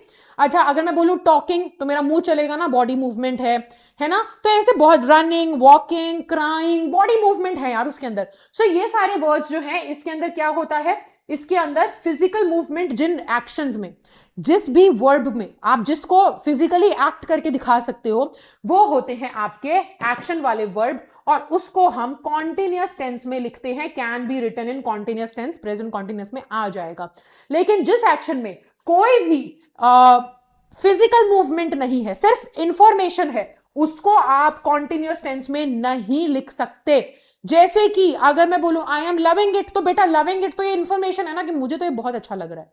अब हिंदी में तो हम बोलते हैं कि मुझे बहुत अच्छा लग रहा है, लेकिन उसे लिख नहीं सकते वैसे। इसलिए कभी भी इंग्लिश को हिंदी पे डिपेंड होकर मत सीखो, बहुत गड़बड़ी होती है। इसलिए रूल्स के साथ जाओ, क्योंकि ग्रामर का मतलब ही है a set of rules of a particular language, है ना। तो ये सेट ऑफ रूल्स होते हैं, लर्न करने पड़ते हैं, राइट। तो अब क्या है यहां पर, सो यहां अगर हम देखें तो इट कैनॉट बी एक्सप्रेस्ड, अगर मैं बोलूं कि यार आई नो यू या आई नो हर, इसको मैं जानती हूं, तो मैं जानती हूं, इसमें इसमें इंफॉर्मेशन है, इसमें कोई एक्शन है ही नहीं। मतलब क्या मैं भरतनाट्यम करके दिखाऊं कि मैं इनको जानती हूं, नहीं, this is an information, piece of information है आपके लिए कि मैं उसको जानती हूं, ठीक है। आई रिमेंबर दैट, मेरे को वो चीज याद है, ये सिर्फ इंफॉर्मेशन है आपके लिए, इसमें कोई एक्शन नहीं है। तो इसीलिए जब हमने बोला आई एम लविंग इट, तो बेटा वो एक एक्शन नहीं हो, वो एक ऐसा वर्ड है लव, हेट, जो कि इंफॉर्मेशन, आई लव यू, इसमें तुम अगर किसी को आई लव यू बोलते हो तो उसके अंदर कुछ एक्शन होता है कि डांस करते हो पहले उसके लिए कि भाई ऐसा है ऐसा है, एंड लव का कोई एक्शन नहीं, आप just that is just a piece of information कि यार हम तुमसे प्यार करते हैं या तुम हमें पसंद हो, बस जानकारी है, सामने वाले को तुमने बता दिया, उसके लिए वो जानकारी है, कोई एक्शन नहीं है उसके अंदर। सो उसको आप आईएनजी में नहीं लिख सकते। तो अब हमारे पास ना बहुत सारी स्टेटिव वर्ब्स होती हैं, ये सारी मैंने यहां पे लिखी हुई हैं, जिनको आप कभी भी कंटिन्यूअस टेंस में नहीं लिख सकते, क्योंकि स्टेटिव वर्ब्स इंफॉर्मेशन देने के लिए होती हैं, उसे स्टेटिव वर्ब्स को कंटिन्यूअस टेंस में नहीं लिखते, तो इन सबको कंटिन्यूअस टेंस में नहीं लिख सकते। जैसे कि remember, forget, want, I want ice cream, I am wanting ice cream, मतलब ये तो कुछ भी नहीं हुआ भाई। वांटिंग का मतलब क्या है, चाह रही हूं, तो उसका कोई एक्शन है, वांट का कोई एक्शन ही नहीं है यार, है ना। बस आई वांट आइसक्रीम एक इंफॉर्मेशन है कि मुझे चाहिए ये चीज, बस खत्म। रिकॉग्नाइज, पहचानना, ठीक है। प्रेफर, क्या चीज आप प्रेफर करोगे, डू यू प्रेफर कॉफी और टी, तो यहां पर प्रेफर का मतलब है क्या चूज करोगे, सिंपल, है ना। Desire, notice, believe, belong, love, hate, like, stative verbs हैं बेटा, इनको कभी भी कॉन्टिन्यूअस में नहीं लिखते। अब यहां पे आ जाओ, एक्सेप्ट ये सारी वर्ब्स, ये जो वर्ब्स हैं सी, हेयर, अपीयर, हैव या स्मेल, ये भी सारी की सारी स्टेटिव वर्ब्स हैं। आई सी यू, मैं तुम्हें देख रही हूं, या मैं तुम्हें देख पा रही हूं, आई कैन सी यू, है ना। तो यहां पे सिंपल है, तुम्हारी आंखें खुली हैं तो जब तुम जहां भी नजर फेरोगे तुम्हें दिखेगा ही, है कि नहीं, इसमें कोई एक्शन नहीं है। हेयर, कान खुले हैं तो आपको आवाज तो आएगी ही आएगी। अपीयर, है ना, अगर अपीयर का मतलब ये नहीं है कि किसी का एकदम आ जाना, अपीयर का मतलब है प्रतीत होना, यू अपीयर एंग्री टुडे, है ना, या यू अपीयर सैड, तुम सैड नजर आ रहे हो, तो इसमें कोई एक्शन नहीं है, this is a piece of information. Have, smell, ये सारे वर्ब्स जो है बेटा, ये सारे के सारे स्टेटिव वर्ब है, आप इसको कॉन्टिन्यूअस टेंस में नहीं लिख सकते, बट, है ना, बट ये एक्सेप्शन है, इसको लिखा भी जा सकता है कॉन्टिन्यूअस में, अगर इसका मीनिंग चेंज कर दें। अगर हमने इनका मीनिंग ही चेंज कर दिया तो इनको हम प्रेजेंट कॉन्टिन्यूअस में लिख सकते हैं। कैसे, देखो यहां पे गिवन है सी का मतलब होता है देखना, तो जब देखने की बात हो तो देखना, हाँ मुझे दिख रहा है ना, आई कैन सी इट, मुझे दिख रही है वो चीज। लेकिन यहां पर देखो आंखें खुली है तो दिखेगा ही, जहां सर करोगे वहां दिखेगा ही दिखेगा। ये स्टेटिव वर्ब है, इसको आप कॉन्टिन्यूअस में नहीं लिख सकते। लेकिन अगर आप इसका मीनिंग चेंज कर दो, सीइंग कर दो, तो सीइंग का मतलब हो जाता है मिलना। I am seeing a doctor tonight, मैं एक डॉक्टर से मिल रही हूं आज, है ना। I am seeing an advocate, मैं एक एडवोकेट से मिल रही हूं। तो सीइंग का मतलब हो जाता है मिलना, ठीक है, ओके। हेयर का मतलब होता है सुनना, है ना। I can here the noise coming from this room, मेरे को सुनाई पड़ रही है। तो इसमें कोई एक्शन नहीं है, तुम बस एक इंफॉर्मेशन दे रहे हो कि मुझे सुनाई पड़ रहा है। लेकिन अगर आप, और ये स्टेटिव वर्ब है, इसको कॉन्टिन्यूअस टेंस में नहीं लिखोगे। लेकिन अगर इसका मीनिंग चेंज कर दे हियरिंग, तो हियरिंग का मतलब चेंज हो जाता है सुनवाई। जो कोर्ट में होती है ना हियरिंग, है ना, मेरी हियरिंग की डेट है, कोर्ट में हियरिंग है, सुनवाई, वो। अच्छा, अब होता है स्मेल। स्मेल का मतलब बेसिकली यहां पे क्या होता है कि महक, सुगंध। अब अगर हम रोजेस देखें तो रोजेस क्या है, रोजेस स्मेल स्वीट, बहुत ही अच्छी महक होती है रोजेस की। तो स्मेल का मतलब किसी चीज की सुगंध, किसी चीज की महक। इसमें बेटा सिर्फ इंफॉर्मेशन है कि रोजेस जो है वो अच्छा स्मेल करते हैं, महक अच्छी होती है। कॉन्टिन्यूअस में नहीं लिखोगे। लेकिन जब आप इसका स्मेलिंग चेंज, इसको जब आईएनजी लगाते हो स्मेलिंग, तो स्मेलिंग का मतलब हो जाता है एक एक्शन, जिसमें आपने क्या करा, शायद एक गार्डन था, गार्डन में एक गुलाब का फूल था, आपने उसे तोड़ा, आप नाक के पास लाए एंड आपने सूंघा, तो इसमें अब एक पूरा एक्शन इन्वॉल्व हो गया। तो पूरा एक्शन इन्वॉल्व हो गया तो स्मेलिंग, ठीक है। तब आप क्या कर सकते हो, आईएनजी में लिख सकते हो। हैव का मतलब किसी चीज का होना। आई हैव अ कार या आई हैव अ डॉग, जिससे अभी आप मिले, ठीक है, जिसको नींद आ रही है पर वो सो नहीं रहा है, सो जाओ चलो। तो ये क्या होते हैं बेटा, ये होते हैं आपके नॉर्मल इंफॉर्मेशन वाले सेंटेंसेस। इसके अंदर ना आप कुछ भी वो नहीं करते कि आई एम हैविंग अ डॉग, क्या मेरे पास डॉगी हो रहा है या मेरे पास गाड़ी हो रही है ना। हैव का मतलब क्या है, होना, ओन करना। आई हैव अ कार, मेरे पास गाड़ी है। आई हैव अ डॉग, मेरे पास डॉग है, सिंपल। तो ये स्टेटिव टेंस होता है, इसको कॉन्टिन्यूअस में नहीं लिख सकते। स्टेटिव टेंस नहीं, सॉरी, स्टेटिव वर्ब होता है, कॉन्टिन्यूअस में नहीं लिख सकते। लेकिन जब आप हैविंग कर देते हो तो हैविंग का मतलब चेंज हो जाता है ईट, ड्रिंक या to spend time. I am having pizza for dinner, मैं डिनर में पिज्जा खाने वाली हूँ। या I am having a great time, मैं बहुत बढ़िया टाइम स्पेंड कर रही हूँ। या आई एम हैविंग कॉफी, तो मैं अभी कॉफी पी रही हूं। तो यहाँ पे मीनिंग चेंज हो जाएगा। अपीयर का मतलब होता है सीम्स, है ना। यू सीम अपसेट टुडे, आज तुम बड़े उदास से नजर आ रहे हो, प्रतीत होना। तो सीम का मतलब ये होता है, ये इंफॉर्मेशन है, कॉन्टिन्यूअस टेंस में नहीं होगा। लेकिन बेटा वहीं पर अपियरिंग अगर आप कर दो, तो अपियरिंग का मतलब होता है टू पब्लिश, कोई बुक पब्लिश होती है, या टू कम आउट, ठीक है। चलो, सो ये हो गया। अब आता है हमारे पास प्रेजेंट परफेक्ट टेंस। अब ये जो प्रेजेंट परफेक्ट टेंस होता है, इसका पहले स्ट्रक्चर समझो। प्रेजेंट कॉन्टिन्यूअस टेंस में वही मेन चीज थी सीखने की। Present continuous tense is quite easy, आप आसानी से पता लगा सकते हो प्रेजेंट कॉन्टिन्यूअस टेंस का कि हाँ भाई प्रेजेंट कॉन्टिन्यूअस मतलब कोई काम अभी हो रहा है। इसके कुछ अलग अलग यूसेज नहीं है, बस एक यूसेज है कि कब कौन सा सेंटेंस में प्रेजेंट कॉन्टिन्यूअस लगेगा अकॉर्डिंग टू द वर्ब, कौन से में नहीं लगेगा। यहां पे प्रेजेंट परफेक्ट टेंस ना अब आपको समझना पड़ेगा बेटा, क्योंकि प्रेजेंट परफेक्ट टेंस भी कहीं ना कहीं पास्ट की बात करता है। Present perfect simple past tense भी पास्ट की बात करता है, पास्ट परफेक्ट टेंस भी पास्ट की बात करता है। प्रेजेंट परफेक्ट टेंस अगर तुम्हें सीखना है तो तुम्हें इन तीनों टेंसेस को सीखना पड़ेगा, क्योंकि प्रेजेंट परफेक्ट टेंस ना बहुत ही कॉम्प्लिकेटेड हो जाता है, क्योंकि इसका रिलेशन भी पास्ट से होता है।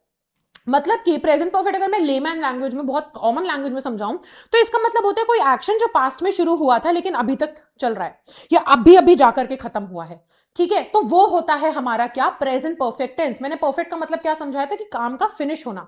तो प्रेजेंट में परफेक्ट हुआ है कोई काम, यानी कि प्रेजेंट में जाके कोई काम खत्म हुआ है, इसका मतलब वो शुरू तो पास्ट में हुआ था ना, काम अभी वर्तमान में जाके खत्म हुआ है, तो प्रेजेंट परफेक्ट टेंस है। तो इसका भी कुछ रिलेशन पास्ट से होता है, ठीक है। सिंपल पास्ट का रिलेशन भी पास्ट से होता है, पास्ट परफेक्ट का रिलेशन भी पास्ट से होता है। बट बेटा आपको ना अगर प्रेजेंट परफेक्ट टेंस सीखना है तो आपको इन तीनों को आपस में कंपेयर करके सीखना पड़ेगा, because these three tenses talk about past and you need to understand कि किस तरीके से पास्ट के बारे में बात करते हैं।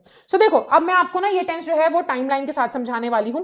प्रेजेंट परफेक्ट टेंस क्या कहता है, बेसिकली प्रेजेंट परफेक्ट, हाँ स्ट्रेट लाइन है ना, प्रेजेंट परफेक्ट टेंस कहता है कि हम ना कोई भी, अब देखो ये हमारा क्या है बेटा, याद रखना ये हमारा प्रेजेंट है ना।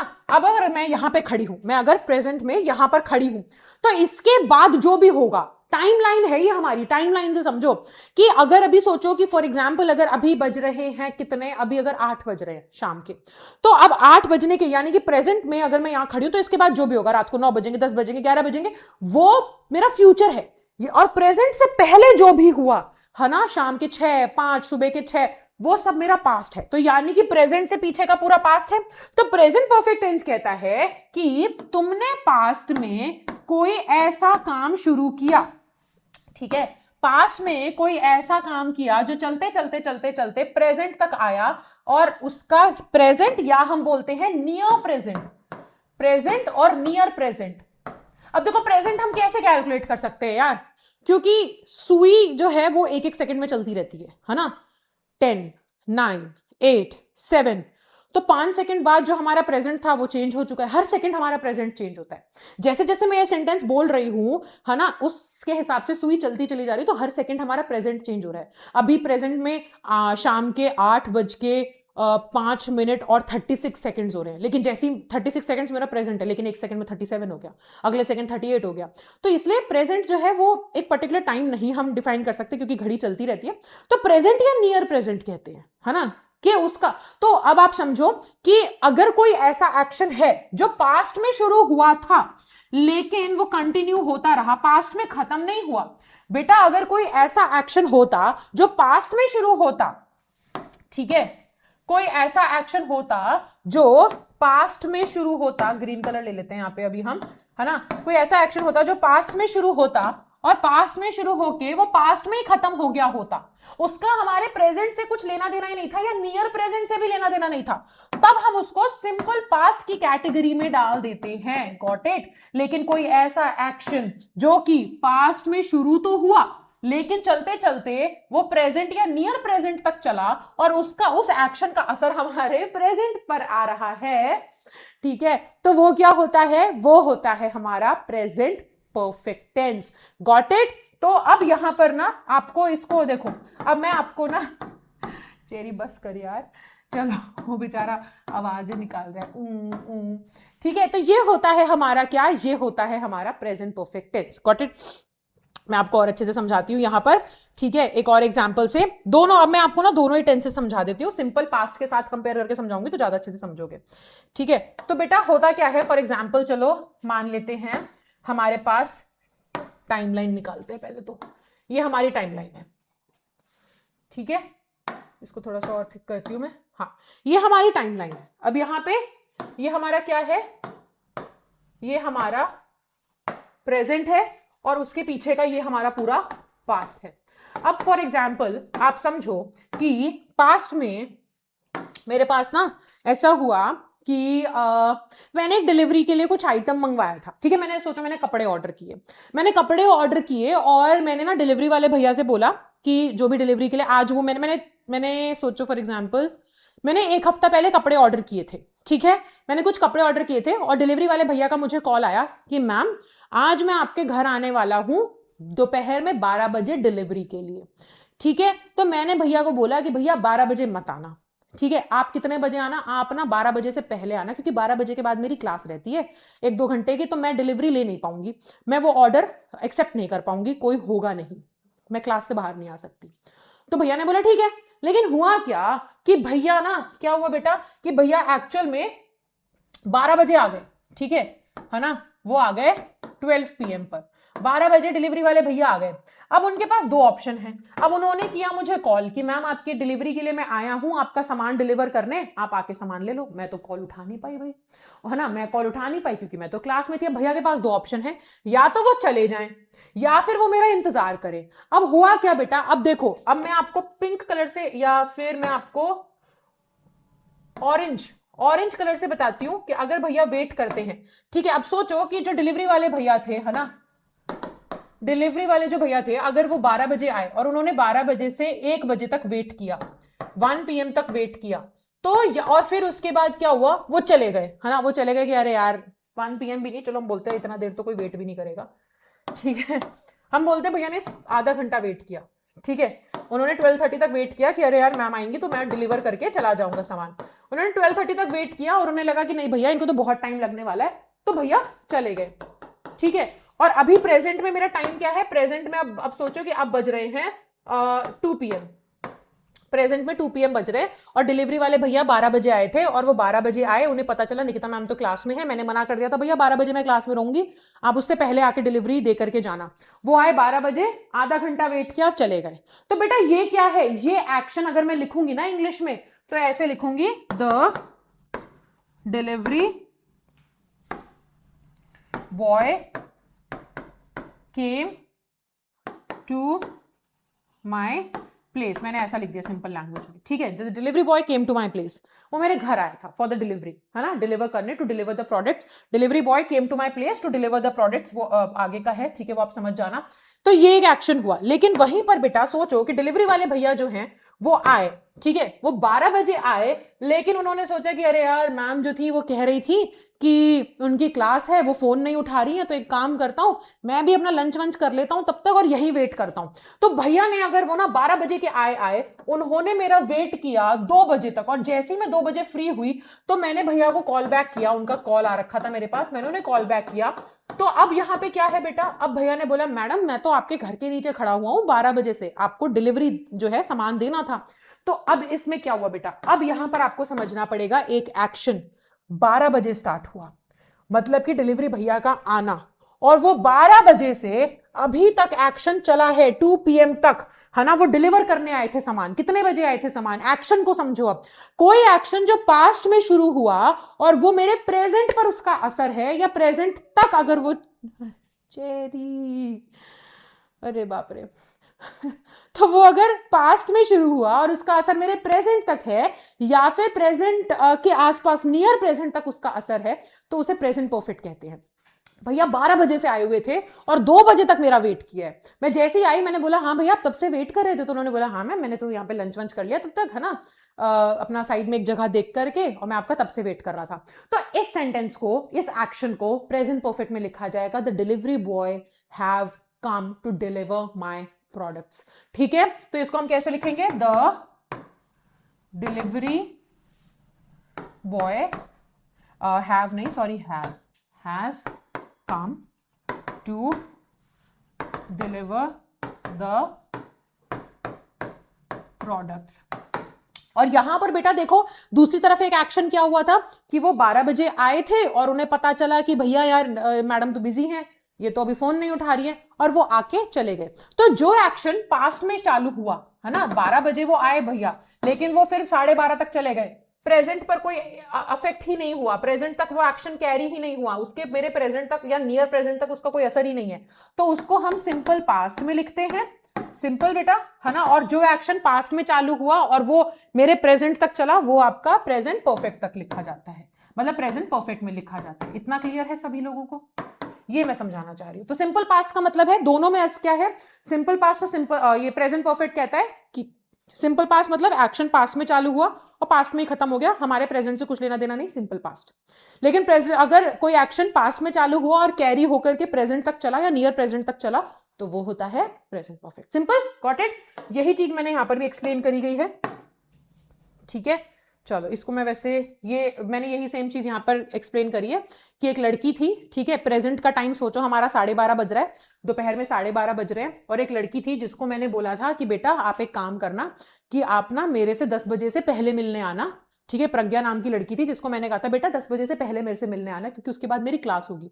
अब सोचो अगर प्रज्ञा मेरे से 10 बजे मिलने आई तो उसको समझ में आया कि अरे यार निकिता मैम की तो क्लास है, तो उसने 10 बजे से 11 बजे तक वेट किया और उसके बाद वो चली गई। तो हम क्या बोलेंगे, तो हम बोलेंगे प्रज्ञा केम टू मीट मी, क्योंकि उसका जो एक्शन हुआ था पास्ट में चालू हुआ, 10 बजे मिलने आई और 11 बजे तक वेट करके चली गई बेचारी, तो ये हो जाएगा प्रज्ञा केम टू मीट मी, क्योंकि उस एक्शन का असर मेरे प्रेजेंट तक नहीं है, वो एक्शन प्रेजेंट तक चला ही नहीं, है ना। तो ये होगा सिंपल पास्ट में। लेकिन वहीं पर अगर प्रज्ञा सोचो मेरे से मिलने आई 10 बजे और उसने बोला कि यार निकिता मैम तो कह रही थी कि क्लास होगी 10 बजे, तो वो मेरा वेट करती रही और वेट करते करते तक 12:30 जब तक मेरी क्लास चली उसने तब तक वेट किया, तो मुझे क्या बोला जाएगा, मुझे बोला जाएगा कि प्रज्ञा आई हुई है आपसे मिलने, Pragya has come to meet me, ठीक है। क्यों, क्योंकि वो 10 बजे आई लेकिन वो एक्शन स्टार्ट हुआ, वो मेरे से मिलने आई थी एंड वो मेरे प्रेजेंट तक चला, प्रेजेंट तक she waited for me to, है ना, टू मीट मी, तो इसलिए इसको हम प्रेजेंट परफेक्ट में डालते हैं। और अगर एक्शन पास्ट में शुरू के पास्ट में ही खत्म हो जाए तो सिंपल पास्ट। सिंपल बेटा। Got it. चलो अब मैं आपको कुछ चीजें एक और एग्जांपल देती हूं। देखो प्रेजेंट परफेक्ट को अगर समझना है तो प्रेजेंट परफेक्ट को हम कहते हैं अनफिनिश्ड एक्शन ऑफ पास्ट, यानी कि पास्ट का एक ऐसा एक्शन जो पास्ट में फिनिश नहीं हुआ, प्रेजेंट तक चला। ठीक है, उसे हम बोलते हैं unfinished action of past. Simple past को बोलते हैं फिनिश्ड एक्शन ऑफ पास्ट, यानी कि पास्ट का ऐसा एक्शन जो पास्ट में शुरू हुआ है ना और पास्ट में ही फिनिश हो गया, प्रेजेंट तक लेना देना नहीं। लेकिन प्रेजेंट परफेक्ट अनफिनिश्ड, पास्ट में एक्शन शुरू तो हुआ, फिनिश नहीं हुआ, लेकिन प्रेजेंट तक चला। ठीक है बेटा, तो अब यहां पर आपके सामने दो सेंटेंसेस गिवन है। I lost my car keys last night, I have lost my car keys. अब यहां पर अगर इसके टेक्निकलिटी से समझो, इसके आप क्यों रो रहे हो तुम, ये अलग ही रो रहा है। ठीक है, सो होता क्या है कि तुम्हारे लोग के साथ भी ऐसा होता है कि तुम्हारे घर पे अगर डॉग है तो ये देखो बीच बीच में औ औ आवाज आ रही है। वो डॉग्स का होता है ना कि घर में किसी से कितना भी प्यार करे, लेकिन मम्मी पापा से इनको अलग ही प्यार होता है, मतलब है ना। और ये वही मम्मी पापा होते हैं जो डॉग लाने से पहले कहते हैं अरे घर में हमें डॉग नहीं चाहिए भाई, हमारे पास ऑलरेडी 2 बच्चे हैं। तो ना हमें किसी कुत्ते की जरूरत नहीं, हमारे घर पे तो ऑलरेडी 2 बच्चे हैं, हम क्या करेंगे। तो ये मम्मी पापा वही होते हैं जो खिलाफ होते हैं एकदम कि हम घर में कुत्ता नहीं लाएंगे, और जब वो आ जाता है तो उसको राजा बेटा बनाकर रखते हैं। और वो भी डॉग भी जो है हमारी इज्जत करने ज्यादा मम्मी पापा से प्यार करते हैं। तो अब मेरे घर पे मेरे मम्मी पापा नहीं है ना, तो ये परेशान है इस चक्कर में कि वो कब आएंगे, इसे मेरे से कोई लेना देना ही नहीं है। तो he is sitting here and crying. ठीक है चेरू, अभी आ जाएंगे यार, परेशान क्यों होते हो तुम। चलो ठीक है बेटा, तो यहां पर अब देखो सेंटेंस के अगर हम स्ट्रक्चर को देखें तो स्ट्रक्चर में क्या है, ये लॉस्ट वर्ब की सेकंड फॉर्म लगी हुई है, इतना तो हमने बचपन की क्लासेस में सीखा है। तो ये सेंटेंस है सिंपल पास्ट में, ये मुझे स्ट्रक्चर देख के पता चल रहा है, वर्ब की फॉर्म से पता चल रहा है, यहाँ हैव के साथ वर्ब की थर्ड फॉर्म है, तो ये है प्रेजेंट परफेक्ट में। अब देखो अगर तुम यहाँ पर, अब बेटा होता क्या है ना, टेंसेस को समझने का मतलब सिर्फ इतना नहीं होता, ये रुक ही नहीं रहा, चल रही है इसके। टेंसेस को समझने का मतलब सिर्फ इतना नहीं होता कि उसके फॉर्मूला याद कर लिए, हैव के साथ हैज के साथ वर्ब की थर्ड फॉर्म आती है। टेंसेस को समझने का मतलब है कि आपने बकायदा याद किया है कि वो जो सेंटेंस है उसके अंदर कौन सा टेंस यूज हो रहा है और उसका मतलब क्या है। जैसे ही आप वर्ब की फॉर्म चेंज करते हो तो जैसे ही वो टेंस बदलता है बेटा, मीनिंग ही पूरा चेंज हो जाता है। जैसे अगर मैं बोलूं I lost my car keys last night, यानी कि कल रात को मेरी गाड़ी की चाबियां खो गई थी, और फिर मतलब इसका यहां पे वर्ब की सेकंड फॉर्म यूज हुई है, दैट मींस कि वो खोने का काम कल रात को हुआ होगा भाई। आज मैं सोचो 8 बज रहे हैं आज सुबह के, और आज मैं अपने ऑफिस में हूं और मैं अपने किसी फ्रेंड को बता रही हूँ कि यार कल रात तो मेरी गाड़ी की चाबी खो गई थी 10 बजे के करीब रात में, पर फिर वो इसका मतलब, अब क्योंकि मैंने वर्ब का सेकंड फॉर्म यूज किया, दैट मींस फिनिश्ड एक्शन है पास्ट का। कल रात को गाड़ी की चाबी खोई तो थी पर तभी मिल गई, उसके बाद मिल गई, ये मीनिंग दे रहा है देखो। लेकिन आपको इसमें लिखा नहीं है सेंटेंस में, बट बेटा ये जो छोटा सा वर्ब है ना, यही पूरा मीनिंग चेंज कर देता है, क्योंकि ये सिंपल पास्ट है, ये एक्शन पास्ट में शुरू हुआ, पास्ट में खत्म भी हो गया। लॉस्ट लिखा है यहाँ पर कि कल मैंने खो दी थी चाबियां पर फिर मिल गई, यहाँ पे हैव लॉस्ट लिखा है, यानी कि कोई एक्शन अभी प्रेजेंट परफेक्ट है, एक्शन पास्ट में शुरू तो हुआ, चाबी खोई तो, पर अभी तक खोई हुई है, अभी तक मिली नहीं है। I have lost my car keys, यार मैं घर की गाड़ियां या गाड़ी की चाबियां मैं खो चुकी हूँ, समझ रहे हो है ना, कि वो कल खोई और अभी तक मिली ही नहीं है, अभी भी खोई हुई है, यानी कि एक्शन पास्ट में और अभी तक हमारे प्रेजेंट तक उसका असर है। ये फर्क आ जाता है एकदम से टेंसेस में। Got it. चलो तो यही मेजर है जो आपको समझना है। अब यहां पर आप मुझे आंसर देंगे कौन सा सेंटेंस करेक्ट है, I have eaten my lunch 10 minutes ago या I ate my lunch 10 minutes ago, कौन सा सेंटेंस करेक्ट है जल्दी से बताओ। ठीक है, I have eaten my lunch 10 minutes ago या I ate my lunch 10 minutes ago. ठीक है, कौन सा सेंटेंस करेक्ट होगा जल्दी जल्दी से आप लोग मेरे को बताएंगे कमेंट्स में। चलो तो यहां पर बेटा देखो अगर हम देखें तो this sentence is correct and this is not. क्यों? क्योंकि अगो, मैंने हमेशा बताया ना कि देखो टेंसेस समझने तो हैं, लेकिन टेंसेस एक इतना वास्ट कॉन्सेप्ट है कि आप इसको टाइम एंड टेंस इसलिए कहा जाता है क्योंकि टेंसेस को समझने के लिए टाइम का रेफरेंस इंपॉर्टेंट है। बिना टाइम के टेंसेस ही कैसे, टाइम है तभी टेंसेस एग्जिस्ट करते हैं, क्योंकि टाइम में घड़ी चल रही है तो एक्शन पास्ट फ्यूचर प्रेजेंट के हो जा रहे हैं है ना, वो इधर उधर इधर उधर टाइम में आगे पीछे हो रहे हैं। तो जब तक आप टाइम के सहारे जब तक टाइम का सहारा नहीं होगा किसी भी एक्शन को समझा नहीं जाएगा कि वो क्या सेंस देना चाह रहा है। अगर मैं अगो हटा दूं, फॉर एग्जाम्पल आप सोचो कि अगो यहां लिखा ही नहीं है, ठीक है, ये लिखा ही नहीं है यहां पर, आप ये मान लो मैंने ये लिखा ही नहीं, तो यहां पर इसका मतलब पता है क्या है बेटा, I have eaten my lunch और आई एट माई लंच, दोनों सेंटेंसेस में से कौन सा सेंटेंस करेक्ट है? भाई दोनों ही करेक्ट हैं, क्योंकि आप ये भी सही हो सकता है कि मैं तो खाना खा चुकी हूं या मैंने खाना खा लिया था, दोनों सेंटेंसेस करेक्ट हैं। तो इसलिए सेंटेंस का आपको अगर डिटेल में समझना है दोनों सेंटेंसेस करेक्ट है, आपको टाइम का रेफरेंस देना पड़ेगा, आपको टाइम के साथ समझना पड़ेगा कि टाइम में किस तरीके से हम कहना चाह रहे हैं। अगर हम ये कहना चाह रहे हैं कि भैया 10 मिनट पहले, है ना, मैंने 10 मिनट पहले मैंने खाना खा लिया था, तो ये अगो जो है ना, ये एक डिफरेंस क्रिएट कर दे रहा है, क्योंकि अगो का मतलब होता है कि एक्शन पास्ट में शुरू हुआ, पास्ट में खत्म हो गया, ये फिनिश्ड है।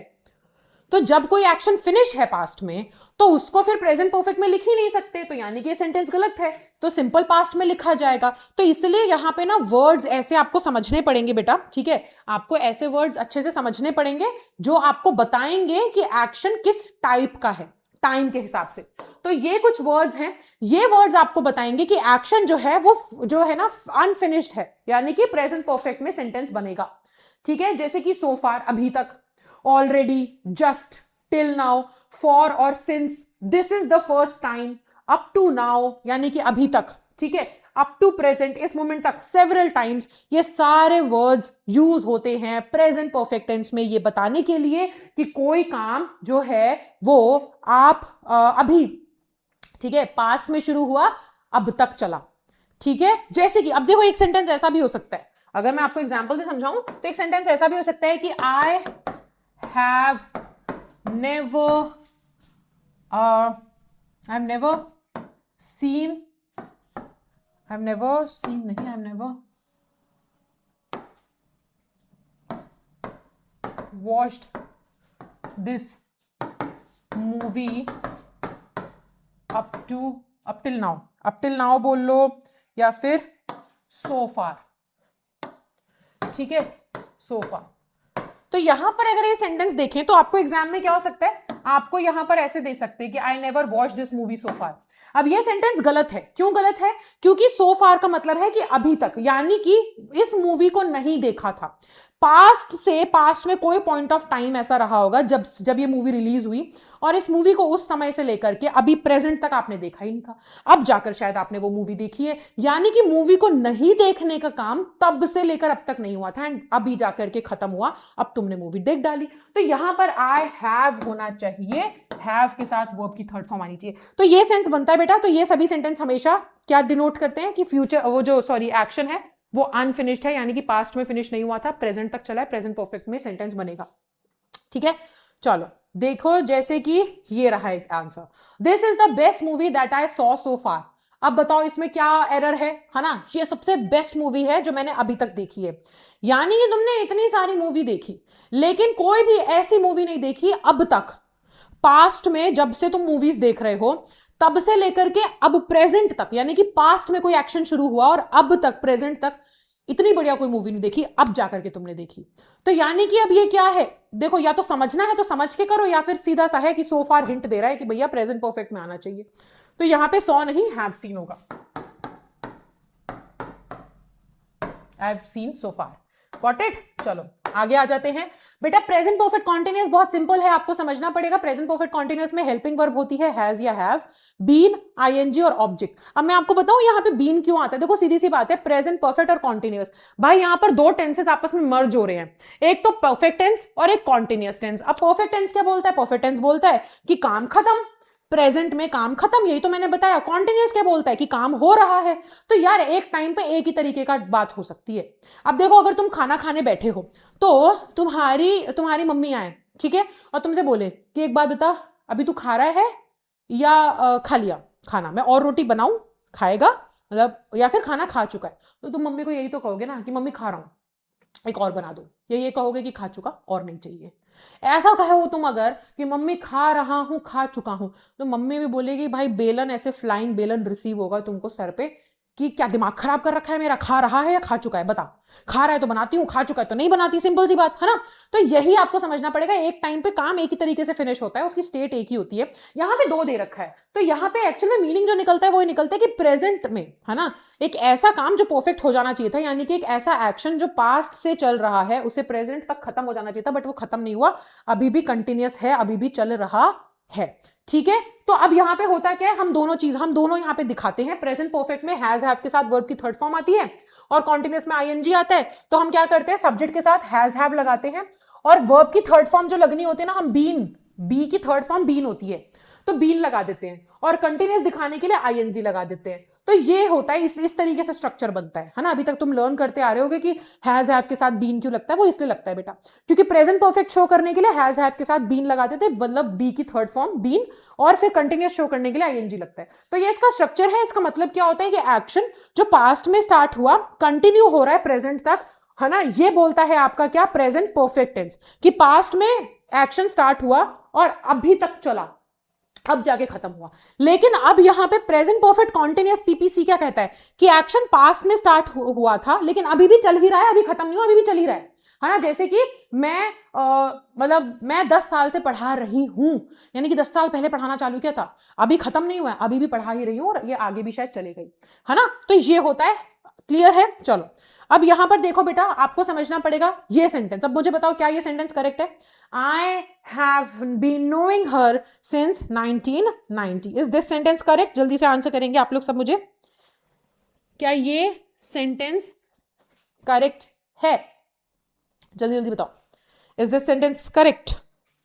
तो अगर आप बोल रहे हो कि यस मैम एकदम करेक्ट है, 1990 से आप जान रहे हो, आपका ध्यान पक्का यहां गया होगा। पर बेटा आपको यहां पे समझना पड़ेगा, मैंने आपको कहा था कि हमारे पास कुछ स्टेटिव वर्ब्स होती हैं। No, I know you, Hindi में बोलोगे तो हाँ हम इसको जानते हैं, तब से जानते हैं, है ना। क्या जान रहे हैं, मैं इसको 1990 से जान रही हूं, ये तो कुछ होता ही नहीं है। तो आप समझो जानना जो है ना, कि आई know you, I know her, I know him, ये एक इंफॉर्मेशन देने वाले वर्ब हैं। तो यानी कि ये स्टेटिव वर्ब है। स्टेटिव वर्ब को कंटिन्यूअस टेंस में नहीं लिखते, आईएनजी नहीं आता। तो यहां पे क्या होगा, तो यहां पे आप इसको आईएनजी टेंस में नहीं लिखोगे, आप सीधा सा लिखोगे I have known, I have known her since 1990, ऐसे लिखा जा सकता है ये, ठीक है। और ये करेक्ट है। तो बेसिकली क्या है ना, अभी मैंने आपको बताया था कि प्रेजेंट परफेक्ट टेंस में, यहां देखो मैंने आपको बताया था प्रेजेंट परफेक्ट टेंस में फॉर और सिंस भी आता है। तो हमेशा याद रखना, प्रेजेंट परफेक्ट, प्रेजेंट कॉन्टिन्यूअस, दोनों में फॉर और सिंस आ सकता है बेटा, और दोनों का मीनिंग भी सेम ही निकलता है, मीनिंग सेम ही निकलता है। तो जो टेंस को या जो भी वर्ब को आईएनजी में नहीं लिख सकते ना, तो प्रेजेंट कॉन्टिन्यूअस टेंस में नहीं आ सकता। कॉन्टिन्यूअस में जिस हम वर्ब को नहीं लिख सकते उसे प्रेजेंट परफेक्ट में लिख दो, परफेक्ट टेंस में आ जाएगा, मीनिंग सेम ही है। मैं इसे 1990 से जानती हूँ, यही मीनिंग निकल रहा है, ठीक है। तो यहां पे ये सेंटेंस गलत है क्योंकि नोइंग नहीं हो सकता, ये कोई टेंस ही नहीं होता, सेंटेंस ही नहीं होता। तो present perfect is equal to present perfect continuous, दोनों इक्वल होते हैं। चलो अब अगर हम आगे देखें तो अब आते हैं सिंपल टेंस पर, सिंपल पास्ट टेंस पर, ठीक है। सिंपल पास्ट टेंस कहता है फिनिश्ड एक्शन ऑफ पास्ट, ये तो मैं समझा ही चुकी हूं, तो अब तक आ गया होगा समझ में। सिंपल पास्ट टेंस क्या कहता है कि एक ऐसा एक्शन जो पास्ट में शुरू हुआ, पास्ट में ही खत्म हो गया, सिंपल, है ना। तो इसे हम फिनिश्ड एक्शन कहते हैं। और ये जो वर्ड्स हैं ये डिनोट करते हैं कि एक्शन जो है वो पास्ट का है और पास्ट का फिनिश्ड है, यानी कि उसका कोई रिलेशन हमारे प्रेजेंट तक है ही नहीं। कोई भी एक्शन अगर पास्ट में शुरू होकर प्रेजेंट तक चल गया तो तुरंत प्रेजेंट परफेक्ट में आता है, उसे पास्ट में ही खत्म हो गया तो ही वो सिंपल पास्ट होगा। तो अगर लिखा है yesterday, last night, last week, last month, last year, yesterday morning, कल सुबह, अगो, जैसे अभी मैंने बताया था ना 10 मिनट्स अगो खाना खा लिया था, यानी कि खाना खा के तभी खत्म हो गया, 10 मिनट पहले खाना खाना शुरू किया तभी वहां पे मैं 10 मिनट में खाना खत्म कर लिया, प्रेजेंट से कुछ लेना देना है नहीं, तो फिनिश्ड एक्शन है पास्ट का। तो अगो वो भी सिंपल पास्ट में आता है। येस्टरडे इवनिंग, कल शाम, द अदर डे, जैसे हम बोलते हैं ना परसों, नरसों, तो इंग्लिश में द अदर डे बोलते हैं। इन 1919, 1947, जैसे हम बोलते हैं ना कि इंडिया को 1947 में आजादी मिली थी, तो बेटा वो इंडिपेंडेंस मिल गई थी तब तक, ठीक है। उसके बाद ये नहीं इंडिपेंडेंस अब मिल ही रही है, तब से लेकर के अब तक मिल चुकी है, खत्म हो गया, वो इंडिपेंडेंस हो गई, हम अब इंडिपेंडेंट हैं, ठीक है। तो 1947 इन मंथ, अगर कोई मंथ दिया है अक्टूबर, नवंबर, दिसंबर, सो वो सब क्या होते हैं, वो आपके सारे फिनिश्ड एक्शंस ऑफ पास्ट में आते हैं। ये वर्ड्स आपको इंडिकेट करेंगे, हिंट देंगे कि जो सेंटेंस है वो सिंपल पास्ट में लिखा जाना चाहिए, ठीक है। आप बस समझ जाना। अब ये बताओ सेंटेंस क्या ये करेक्ट है, India have gotten independence in 1947, have gotten, हाँ। तो सिंपल सी बात है ना, चेरी भी जान गया, अब तो इतना सीख लिया मेरे साथ बैठे बैठे, मेरे को देख रहा है वो। सिंपल सी बात है भाई, इंडिया हैव गॉटन का मतलब क्या, 1947 से क्या मिल ही रही है अभी तक आजादी, मिल के खत्म हो गई ना। तो इंडिया हैव गॉटन नहीं, इंडिया गॉट, ये गलत है, इंडिपेंडेंस इन 1947, सिंपल ईयर दे रखा है, सिंपल, या तो मीनिंग निकालो या तो सिंपल हिंट से समझ जाओ। ईयर दे रखा है सिंपल पास्ट टेंस होना चाहिए। चलो अगला सीक्वेंस देखो, सिंपल पास्ट टेंस का इस्तेमाल कहां कहां होता है। पहला मैंने आपको बता दिया कि वो तब इस्तेमाल होता है जब कोई एक्शन पास्ट में फिनिश हो गया, स्टार्ट भी पास्ट में हो फिनिश भी पास्ट में हो गया, तो सिंपल पास्ट टेंस का इस्तेमाल होगा। नेक्स्ट सिंपल पास्ट का इस्तेमाल तब होता है जब कोई एक्शन सीक्वेंस में हुआ, यानी कि एक के बाद एक। देखो बचपन में हम माई सेल्फ लिखते थे ना, या माई डे लिखते थे ना, कि आई woke up at 6 PM, 6 PM नहीं तो शाम हो जाएगी। I woke up at 6 AM, then I took a bath, I got ready for school। So ये क्या होता है बेटा, अब इसमें ना आप सीक्वेंस में कोई चीज बता रहे हो कि 6 बजे उठा सुबह, फिर मैंने नहाया, फिर मैं रेडी हुआ, फिर मैं स्कूल गया, फिर मैंने पढ़ाई करी। तो ये सीक्वेंस में एक के बाद एक एक्शन हुए, ज्यादा टाइम गैप नहीं था उसके अंदर, एक के बाद एक्शन हुए, ज्यादा टाइम गैप नहीं था। तो जब सीक्वेंस में भी आप कोई चीज बताते हो तो सिंपल पास्ट टेंस में ही लिखी जाती है। जैसे I woke up at 6, brushed my teeth and went to school. तो ये सीक्वेंस में हुई है चीजें, ज्यादा टाइम गैप नहीं है ना, कि 6 बजे उठे 10 बजे तक मौज काटी फिर ब्रश किया, नहीं, ठीक है। तो ये सीक्वेंस है, जब चीजें एक के बाद एक हुई है तो वो भी आप कैसे लिखते हो, सीक्वेंस में भी आप सिंपल पास्ट का इस्तेमाल करते हो। अच्छा, सिंपल पास्ट में आप लोग ऑलरेडी जानते हो, शायद मुझे ना बताना पड़े, बट मैं फिर भी बता देती हूँ। सिंपल पास्ट टेंस में जो हमारा स्ट्रक्चर होता है वो कुछ इस तरीके से होता है बेटा, कि ये सिंपल पास्ट में जब हम एफर्मेटिव सेंटेंस बनाते हैं, तो एफर्मेटिव सेंटेंस बनाते वक्त हम सब्जेक्ट के साथ वर्ब की सेकंड फॉर्म लगाते हैं और ऑब्जेक्ट लगाते हैं। सिंपल सी बात है, ठीक है। वर्ब की सेकंड फॉर्म सभी टेंसेस में सिर्फ और सिर्फ सिंपल पास्ट में ही यूज होती है, उसके अलावा कहीं यूज नहीं होती। और पता है, जैसे ही इसका हम नेगेटिव बनाने जाते हैं ना, तो इसका जो हेल्पिंग वर्ब होता है, मैंने बताया ना नेगेटिव बनाना है, कुछ भी करना है तो हेल्पिंग वर्ब काम आता है।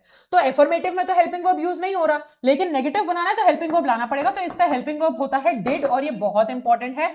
डिड जो है, डिड के बाद हमेशा वर्ब की फर्स्ट फॉर्म आती है, पर ऐसे नहीं आएगी, बीच में नॉट आएगा, ठीक है ना। इसके बाद वर्ब की फर्स्ट फॉर्म आती है और फिर ऑब्जेक्ट आता है। फर्स्ट फॉर्म इसलिए आती है क्योंकि डिड जो है वो अगर देखा जाए तो अपने आप में डू, डिड, डन, वो अपने आप में एक वर्ब की सेकंड फॉर्म होती है, ठीक है। तो जब ऑलरेडी एक सेकंड फॉर्म यूज हो रही है तो बार बार सेकंड फॉर्म यूज नहीं करेंगे, दैट इज वेरी डम of you. So just understand कि डिड के साथ हमेशा वर्ब की फर्स्ट फॉर्म आती है। देखो सिंपल पास्ट टेंस में हमने सिंपल सा सोचा था कि हम यहां पर वर्ब की सेकंड फॉर्म यूज किया करेंगे, तो हमने इसको सेकंड फॉर्म यूज किया, लेकिन तब हमने देखा कि जब हम इसको नेगेटिव बनाते हैं या इंटरोगेटिव बनाते हैं, तो जब हम डिड का इस्तेमाल करते हैं वो अपने आप में किसी का सेकंड फॉर्म है, तो हो गया ना, आपकी जो कंडीशन सेटिस्फाई हो गई कि सेकंड फॉर्म तो यूज हो रही है, चाहे कैसे भी हो। तो जब हो रही है एक बार तो बार बार नहीं होती बेटा, इसलिए हमेशा वर्ब की फर्स्ट फॉर्म लगती है, ये हमेशा याद रखेंगे, ठीक है। ये सीख लिया सीक्वेंस। अब एक थर्ड आपको समझना है यहां पर जो बहुत इंपॉर्टेंट है। अगर आपके सामने इस तरीके के वर्ड्स गिवन है, ठीक है, it is time, it is about time, it is opportune time, it is high time, तो इन सभी फ्रेजेस का मतलब पता है क्या होता है, कि अब सही समय है। इंग्लिश में ये लिखा है, लेकिन इसका हिंदी में मीनिंग निकालोगे तो इसका मतलब निकलता है कि अब सही समय है। तो जब भी आपको कहीं पर देखने को मिल जाए कि ये सभी वर्ड्स दिए गए हैं, तो इन सभी वर्ड्स के बाद सब्जेक्ट आता है, और सब्जेक्ट के बाद हमेशा वर्ब की सेकंड फॉर्म आती है। और ये साथ में अगर रीड किया जाए तो ये मीनिंग शुड का देते हैं, पर शुड आता नहीं है, समझे, मीनिंग शुड का आता है। जैसे कि इट इज टाइम, है ना, एक एग्जांपल देती हूं, अगर मैं लिखूं इट इज टाइम, अब समय हो चुका है, I should study for my exam, अब टाइम आ चुका है, मुझे एग्जाम के लिए पढ़ लेना चाहिए। मतलब चाहिए का आता है, लेकिन शुड का मतलब आता है, लेकिन शुड लिखा नहीं जाता। So basically this sentence is absolutely wrong. यहां पर शुड स्टडी नहीं, आई स्टडीड होगा। ये बहुत ही ट्रिकी चीज है, बच्चे ना सुनने में सही लग रहा है तो सही पे चले जाते हैं, ये सुनने में सही नहीं लगता। It is time I studied for the test, ये सुनने में सही नहीं लगता, सुनने में सही क्या लगता है, आई शुड स्टडी। तो बच्चे सोचते हैं ये सही होगा, ये आ जाना चाहिए, यहां पर फिलिप्स में या कैसे भी सोचते हैं यही आना चाहिए, बट ये होगा नहीं। देखो यूज वर्ब का सेकंड फॉर्म ही होगा। इट इज टाइम लिखा है, या इट इज अबाउट टाइम लिखा है, या it is opportune time, it is high time, उसके बाद सब्जेक्ट है और उसके बाद आएगा तो वर्ब का सेकंड फॉर्म ही, ठीक है। शुड नहीं लिखोगे, वर्ब का फर्स्ट फॉर्म नहीं लगाओगे, बट हाँ जब बोलोगे ना it is time I studied for my test, तो इसका जब मीनिंग निकलता है हिंदी में, वो निकलता वही है कि भाई पढ़ लेना चाहिए, टाइम हो चुका है, अब सही टाइम अब मुझे पढ़ लेना चाहिए, ठीक है। तो मीनिंग जब रीड करोगे तो मीनिंग शुड का आएगा, बट शुड यूज नहीं होगा। चलो, सो ठीक है, ये समझ लिया। अब मैं आपको बता देती हूं कि हम ना पास्ट हैबिट्स, ये मैं ऑलरेडी बता चुकी हूं कि पास्ट हैबिट्स का इस्तेमाल कब करते हैं, यूज टू के साथ वर्ब की फर्स्ट फॉर्म लगती है तो पास्ट हैबिट होता है।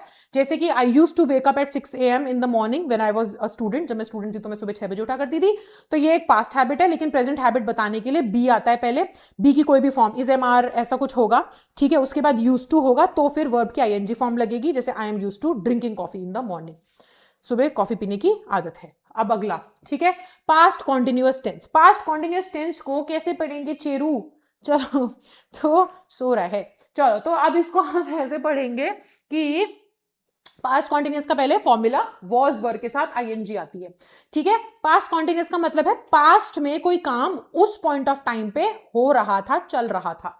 तो बेटा यहां पे ना, अब ये तो हमें पता है, अगर कोई मेरे से बोले कि अरे यार कल तुम रात को 12 बजे क्या कर रही थी, तुमने मेरा मैसेज सीन नहीं किया, मैं बोलूं अरे आई वाज स्लीपिंग, मैं तो सो रही थी, तो ये क्या है कि पास्ट में उस टाइम पे काम हो रहा था। लेकिन इसके अलावा क्या, ये तो हमने बचपन में सीख लिया। इसके अलावा इसका मीनिंग तब आता है जब हम ना कोई भी पास्ट में कोई भी पैरेलल एक्शंस बताते हैं, यानी कि एक पॉइंट ऑफ टाइम पे दो काम साथ साथ हो रहे थे। तो जब भी आप पैरेलल एक्शंस यानी कि दो एक्शंस जब एक साथ हो रहे थे पास्ट में, तब भी आप पास्ट कॉन्टिन्यूअस टेंस का इस्तेमाल करते हो। जैसे I was sleeping while my brother was studying, मेरा भाई पढ़ रहा था, मैं सो रही थी। दोनों काम एक ही टाइम पे हो रहे थे, मैं सो रही थी, वो पढ़ रहा था।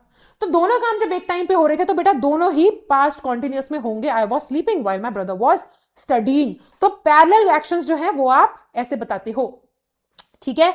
नेक्स्ट, अगर देखो ये बहुत इंपॉर्टेंट है भाई, यहां पर आपको समझना पड़ेगा बेटा एक्शन इंटरप्शन। एक्शन इंटरप्शन यानी कि एक काम बहुत पहले से हो रहा था, दूसरे काम ने बीच में टांग अड़ा दी।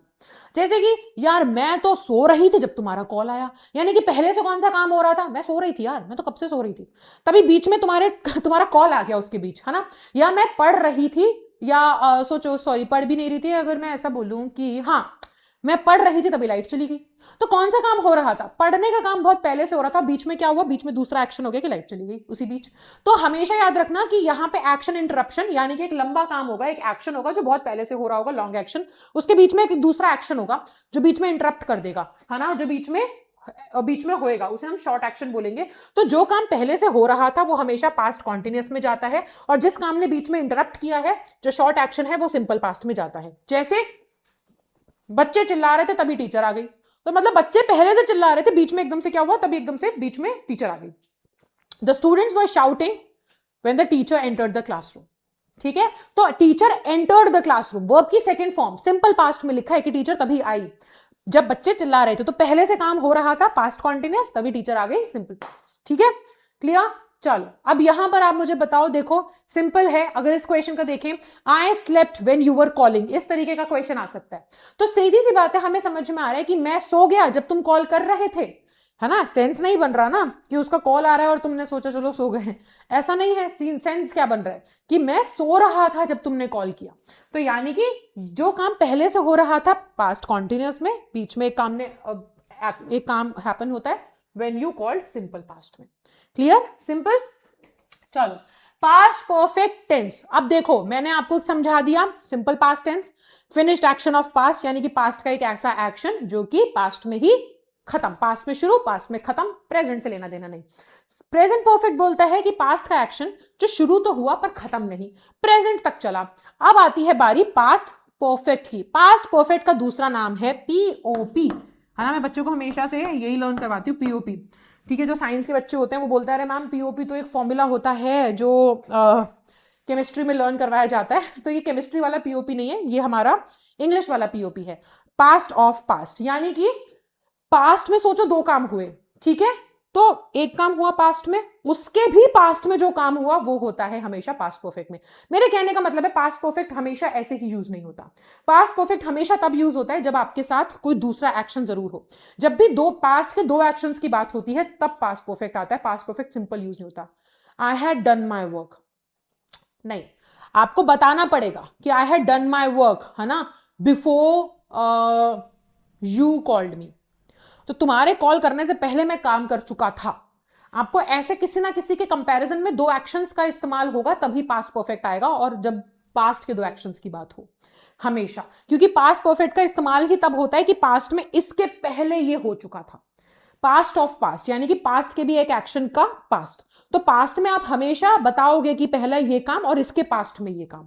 तो हम कभी भी पास्ट परफेक्ट अकेले नहीं आता, कभी भी मत सोचना एक सेंटेंस में एक एक्शन दिया है तो तुम सोचो पास्ट परफेक्ट आना चाहिए, नहीं, दो एक्शंस दिए हैं, तब आपको समझना पड़ेगा कौन सा एक्शन सबसे पहले हुआ और कौन सा बाद में। जो एक्शन सबसे पहले हुआ होगा वो पास्ट परफेक्ट में होगा, ठीक है। कैसे, देखो पास्ट टाइमलाइन से समझाती हूँ, सिंपल सी चीज है। फॉर एग्जाम्पल देखो, अब क्या है कि ये आपके सामने टाइमलाइन है। टाइमलाइन में क्या है, टाइमलाइन में सोचो अभी दोपहर के बज रहे हैं 2, प्रेजेंट का टाइम है दोपहर के 2 बज रहे हैं, तो यानी कि पास्ट में दोपहर के 12 भी बजे थे, यानी कि फिर सुबह के 10 भी बजे थे, सुबह के 6 भी बजे थे, तो प्रेजेंट में 2 बज रहे हैं, तो पास्ट में बहुत कुछ हुआ था। तो सिंपल सिंपल ना आप पास्ट परफेक्ट का इस्तेमाल नहीं कर सकते कि ये हुआ था। पास्ट परफेक्ट का मतलब क्या है कि पास्ट में कुछ हुआ, उसके भी पास्ट में, पास्ट ऑफ पास्ट का मतलब क्या है, भूतकाल के भी भूतकाल में, पहले के भी पहले। तो हमेशा ये कंपैरिजन में हमेशा ये 2 एक्शंस में आता है जब पास्ट के 2 एक्शंस की बात हो। तो सोचो अभी ना प्रेजेंट में क्या है, अभी प्रेजेंट में 2 बज रहे हैं, तो मैंने क्या किया था, पास्ट में मैंने 12 बजे लंच किया था और उसके भी पहले 10 बजे मैंने खाना बनाया था, लेकिन मैंने खाना बड़ा लेट खाया, 2 घंटे बाद खाया मैंने। तो यहां पर बेटा हमेशा याद रखना कि पास्ट में क्या हुआ, प्रेजेंट के हिसाब से देखो, पास्ट में आपने खाना खाया लेकिन उसके भी पास्ट में आपने बनाया था, तो यानी कि सबसे पहला एक्शन जो होता है पास्ट ऑफ पास्ट, है ना, पास्ट का भी पास्ट पास्ट परफेक्ट होता है, यानी कि सबसे पहला जो एक्शन है एक्शन 1 वो हमेशा पास्ट परफेक्ट में जाएगा। जब भी पास्ट के 2 एक्शंस होंगे तो जो सबसे पहले हुआ होगा वो पास्ट परफेक्ट में और जो बाद में हुआ वो सिंपल पास्ट में जाता है। हमेशा याद रखना पास्ट परफेक्ट हमेशा ऐसे ही यूज होता है, कभी भी अकेला नहीं आता, क्योंकि उसका काम ही क्या है कि मैं किसी पास्ट में किसी एक्शन, कोई एक्शन हुआ उसके भी पहले मैं हुआ था, तो वो हमेशा किसी के रेफरेंस में आएगा, अकेले नहीं आएगा, ठीक है। चलो, तो अब यहां पर अगर देखो तो एक एग्जांपल देखो, bye the time the doctor reach the patient had already died. ये एक बहुत ही फेमस क्वेश्चन है जो कि बहुत सारे कॉम्पिटिटिव एग्जाम्स में भी पूछा जाता है भाई, ठीक है, एसएससी में तो काफी फेमस रहा है ये क्वेश्चन। तो यहाँ पे बेसिकली क्या है कि जब तक डॉक्टर पहुंचा तब तक तो पेशेंट मर चुका था, तो बेटा पास्ट में 2 काम हुए कि डॉक्टर पहुंचा और पेशेंट मरा, तो कौन सी चीज पहले हुई पास्ट में, भाई पेशेंट पहले ही मर चुका था, डॉक्टर बाद में आया, तो यानी कि पास्ट में डॉक्टर पहुंचा और उसके भी पहले क्या हो चुका था, पास्ट ऑफ पास्ट में पेशेंट मर चुका था। तो जो काम पहले हो चुका है, एक्शन 1 है, वो किस में आना चाहिए, वो आना चाहिए पास्ट परफेक्ट में, और जो उसके बाद हुआ वो आना चाहिए सिंपल पास्ट में। तो सही लिखा है कि बाय द टाइम, जिस वक्त तक डॉक्टर पहुंचा, है ना, पेशेंट मर चुका था पहले ही, तो past perfect had already died and doctor reached. तो ये आपको हमेशा ही ध्यान रखना है। अब यहां पे हमारे पास अलग अलग तरीके आ जाते हैं, देखो कई बार बिफोर का इस्तेमाल होगा, तो ऐसा लिखा होगा कि एक एक्शन हुआ बिफोर दिस एक्शन, तो अगर आप इसका मीनिंग निकालोगे तो मीनिंग से समझ में आ जाएगा, जैसे कि I called you before coming to your house, नहीं ये तो चलो अगला हो जाएगा। Okay, so we reached the station before the train left. अगर मैं आपको ये सेंटेंस दूं, we reached the station before the train left. अब बेटा इस सेंटेंस के अंदर आप या तो मीनिंग निकाल के चलो कि बिफोर यानी कि पहले, है ना, we reach the station before मतलब कि ट्रेन के जाने से पहले हम पहुंच चुके थे स्टेशन पर, तो एक्शन नंबर पास्ट में 2 काम हुए, तुम पहुंचे और ट्रेन जा चुकी थी, तो कौन सा काम पहले हुआ, we reach the station before the train left, यानी कि ट्रेन के जाने से पहले तुम स्टेशन पे पहुंच चुके थे, यानी कि ये काम पहले हुआ, तो इसको क्या होना चाहिए, ये एक्शन नंबर 1 है ना, ये एक्शन नंबर 1 है, इसको होना चाहिए पास्ट परफेक्ट में, और उसके, है ना, reach the station before the train left और ट्रेन बाद में गई है, तो ये होना चाहिए क्या, ये एक्शन नंबर 2 है सिंपल पास्ट में, तो वी हैड रीच्ड होना चाहिए, है ना, वी हैड रीच्ड। तो या तो मीनिंग से समझो, अब सेंटेंसेस बड़े बड़े भी आते थे एग्जाम में तो बच्चा मीनिंग ही नहीं निकाल पाता, या तो मीनिंग से समझ लो या फिर आप ऐसे लर्न कर लो कि अगर बिफोर दिया होगा तो बिफोर के पहले वाला जो एक्शन होगा वो एक्शन नंबर 1 होता है और बिफोर के बाद जिस काम की बात होती है वो एक्शन 2 होता है। तो एक्शन 1 जो है, जो सबसे पहले हुआ पास्ट में, वो पास्ट परफेक्ट में होगा, जो बाद में हुआ पास्ट में वो क्या होगा, वो सिंपल पास्ट होगा। जैसे I reach the examination hall before the bell had rung. तो अब इस सेंटेंस में मुझे सीधा से समझ में आ रहा है कि बिफोर से पहले जो काम हुआ वो एक्शन सबसे पहले हुआ है पास्ट में, और बाद में जो एक्शन हुआ है वो सेकंड एक्शन है। तो यानी कि आप मीनिंग निकालोगे तो मीनिंग क्या निकल रहा है कि एग्जामिनेशन हॉल पहले पहुंच चुका था बेल बजने से, यानी कि बेल बजी है उसके पहले पास्ट के, उस पास्ट में भी उसके पहले कुछ काम हो चुका है, तो ये आपका पास्ट परफेक्ट में होना चाहिए। तो मीनिंग निकालो है सिंपल, याद रखो कि बिफोर से पहले पास्ट परफेक्ट, बिफोर के बाद सिंपल पास्ट, यानी कि बिफोर से पहले जो एक्शन हुआ है वो पास्ट में सबसे पहले हुआ है। सो यहाँ पे आई हैड रीच्ड होना चाहिए, करेक्ट है ना। बिफोर द बेल, हैड नहीं आना चाहिए, बिफोर द बेल रैंग, रंग भी नहीं, रिंग रैंग रंग होता है ना, before the bell rang. Simple, ऐसे याद रखना है। यहां पर देखो अगला जो है वो आ जाता है आफ्टर। अगर आफ्टर दिया है तो हमेशा याद रखना कि आफ्टर के पहले जो एक्शन है वो आपका एक्शन नंबर 2 होगा, यानी कि सिंपल पास्ट में होगा। आफ्टर के बाद जो एक्शन है वो एक्शन पास्ट में सबसे पहले हुआ है, यानी कि पास्ट परफेक्ट में होगा। मीनिंग निकालना तो मीनिंग ऐसे निकलेगा, I had reached the examination hall after the bell rang. Meaning निकालो कि मैं, देखो यहां पे मैं बताती हूं, I had reached the station after the train left. Meaning निकालो, मैं स्टेशन पहुंचा ट्रेन के जाने के बाद। तो काम क्या हुआ, पहले तो ट्रेन गई, तुम उसके बाद स्टेशन पहुंचे। या तो मीनिंग निकाल लो, तो यहां से मीनिंग क्या निकलेगा कि ये काम भाई तुमने बाद में किया था, तो हैड नहीं आएगा। आई reach the station after the train had, यहां आएगा ट्रेन हैड लेफ्ट। ठीक है, तो या तो मीनिंग निकालो, मीनिंग से समझ में आ जाएगा कौन सा काम पहले हुआ कौन सा काम बाद में हुआ। और अगर नहीं तो आप सिंपल सा लर्न कर सकते हो कि आफ्टर अगर लिखा है तो जो एक्शन इसके पहले है वो हमेशा सिंपल पास्ट में होगा, क्योंकि इट हैपेंड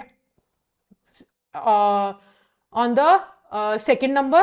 एंड अगर आपको आफ्टर के बाद कोई एक्शन दिया है तो इट हैपेंड बिफोर, मतलब ये सबसे पहले हुआ था, एक्शन 1। ठीक है, ऐसे ही बाय द टाइम अगर लिखा है तो बाय द टाइम के बाद, तुरंत बाद जो एक्शन है वो आपका नंबर में सेकंड पे हुआ है, सेकंड नंबर पे परफॉर्म हुआ है, और बाद में जो एक्शन है वो फर्स्ट नंबर पे परफॉर्म हुआ है। जैसे कि by the time I reach the examination hall the bell had rung. तो सिंपल सा देखें तो बाय द टाइम मतलब जिस वक्त तक ये हुआ ये हो चुका था, है ना। बाय द टाइम यानी जिस वक्त तक ये काम हुआ ये काम हो चुका था, यानी कि पास्ट के पास्ट में काम हो चुका था। तो इसे एक्शन 1 में डालते हैं, इसे एक्शन 2 में डालते हैं। तो जो एक्शन 1 है पास्ट परफेक्ट है, जो एक्शन 2 है सिंपल पास्ट है। या तो मीनिंग से चलो या फिर बेटा लर्न कर लो। आई होप आपको समझ में आ रहा होगा, ये इतना मुश्किल है नहीं बेटा, है ना। आई होप समझ में आ रहा हो। कोई भी डाउट हो तो आप पूछ सकते हो कमेंट्स में। चलो, सो ये रहा। अब इसके बाद हम आते हैं पास्ट परफेक्ट कॉन्टिन्यूअस। इसका सबसे कम इस्तेमाल होता है, इसका इस्तेमाल होता ही नहीं है। पास्ट परफेक्ट कॉन्टिन्यूअस का मतलब है पास्ट में कोई काम था जो खत्म होना चाहिए था लेकिन हो रहा था, सबसे कम इस्तेमाल होता है इसका। ठीक है, इसका इस्तेमाल, इसका जो रूल है वो क्या है, सब्जेक्ट, हैड, बीन, आईएनजी और ऑब्जेक्ट। इसके पीछे का मैं लॉजिक बता चुकी हूं कि पास्ट में कोई काम परफेक्ट हो जाना चाहिए था, यानी कि वो काम तब तक खत्म हो जाना चाहिए था, बट खत्म ना होके फिर भी कंटिन्यू हो रहा था, है ना। तो हैड के साथ बीन, वर्ब की बी की थर्ड फॉर्म हैड के साथ बीन लगाते हैं, और कॉन्टिन्यूअस के लिए आईएनजी लगाते हैं। इसका इस्तेमाल सिर्फ और सिर्फ नरेशन या रिपोर्टेड स्पीच में होता है, क्योंकि रिपोर्टेड स्पीच में हम क्या करते हैं ना, रिपोर्टेड स्पीच में जब हम टेंसेस चेंज करते हैं तो past perfect tense past perfect continuous में चेंज होता है। इसका इस्तेमाल ज्यादा है नहीं लाइफ में, आप सिर्फ इतना ही लर्न करो, इसका कोई यूसेज भी नहीं है ज्यादा। ठीक है, ये एग्जाम में पूछेंगे भी नहीं। अगला आता है अब हमारे पास फ्यूचर टेंस। फ्यूचर टेंस जल्दी से कवर करते हैं। सिंपल फ्यूचर का मतलब है कि नॉर्मल कोई एक्शन जो फ्यूचर में होगा। ठीक है, जो एक्शन फ्यूचर में होगा, action that will happen in future. Simple. Subject के बाद विल शैल आता है, वर्ब की फर्स्ट फॉर्म आती है, ऑब्जेक्ट आता है। बेटा विल शैल ना प्राइमरी हेल्पिंग वर्ब में काउंट नहीं होते, विल शैल जो है वो मॉडल वर्ब्स होते हैं।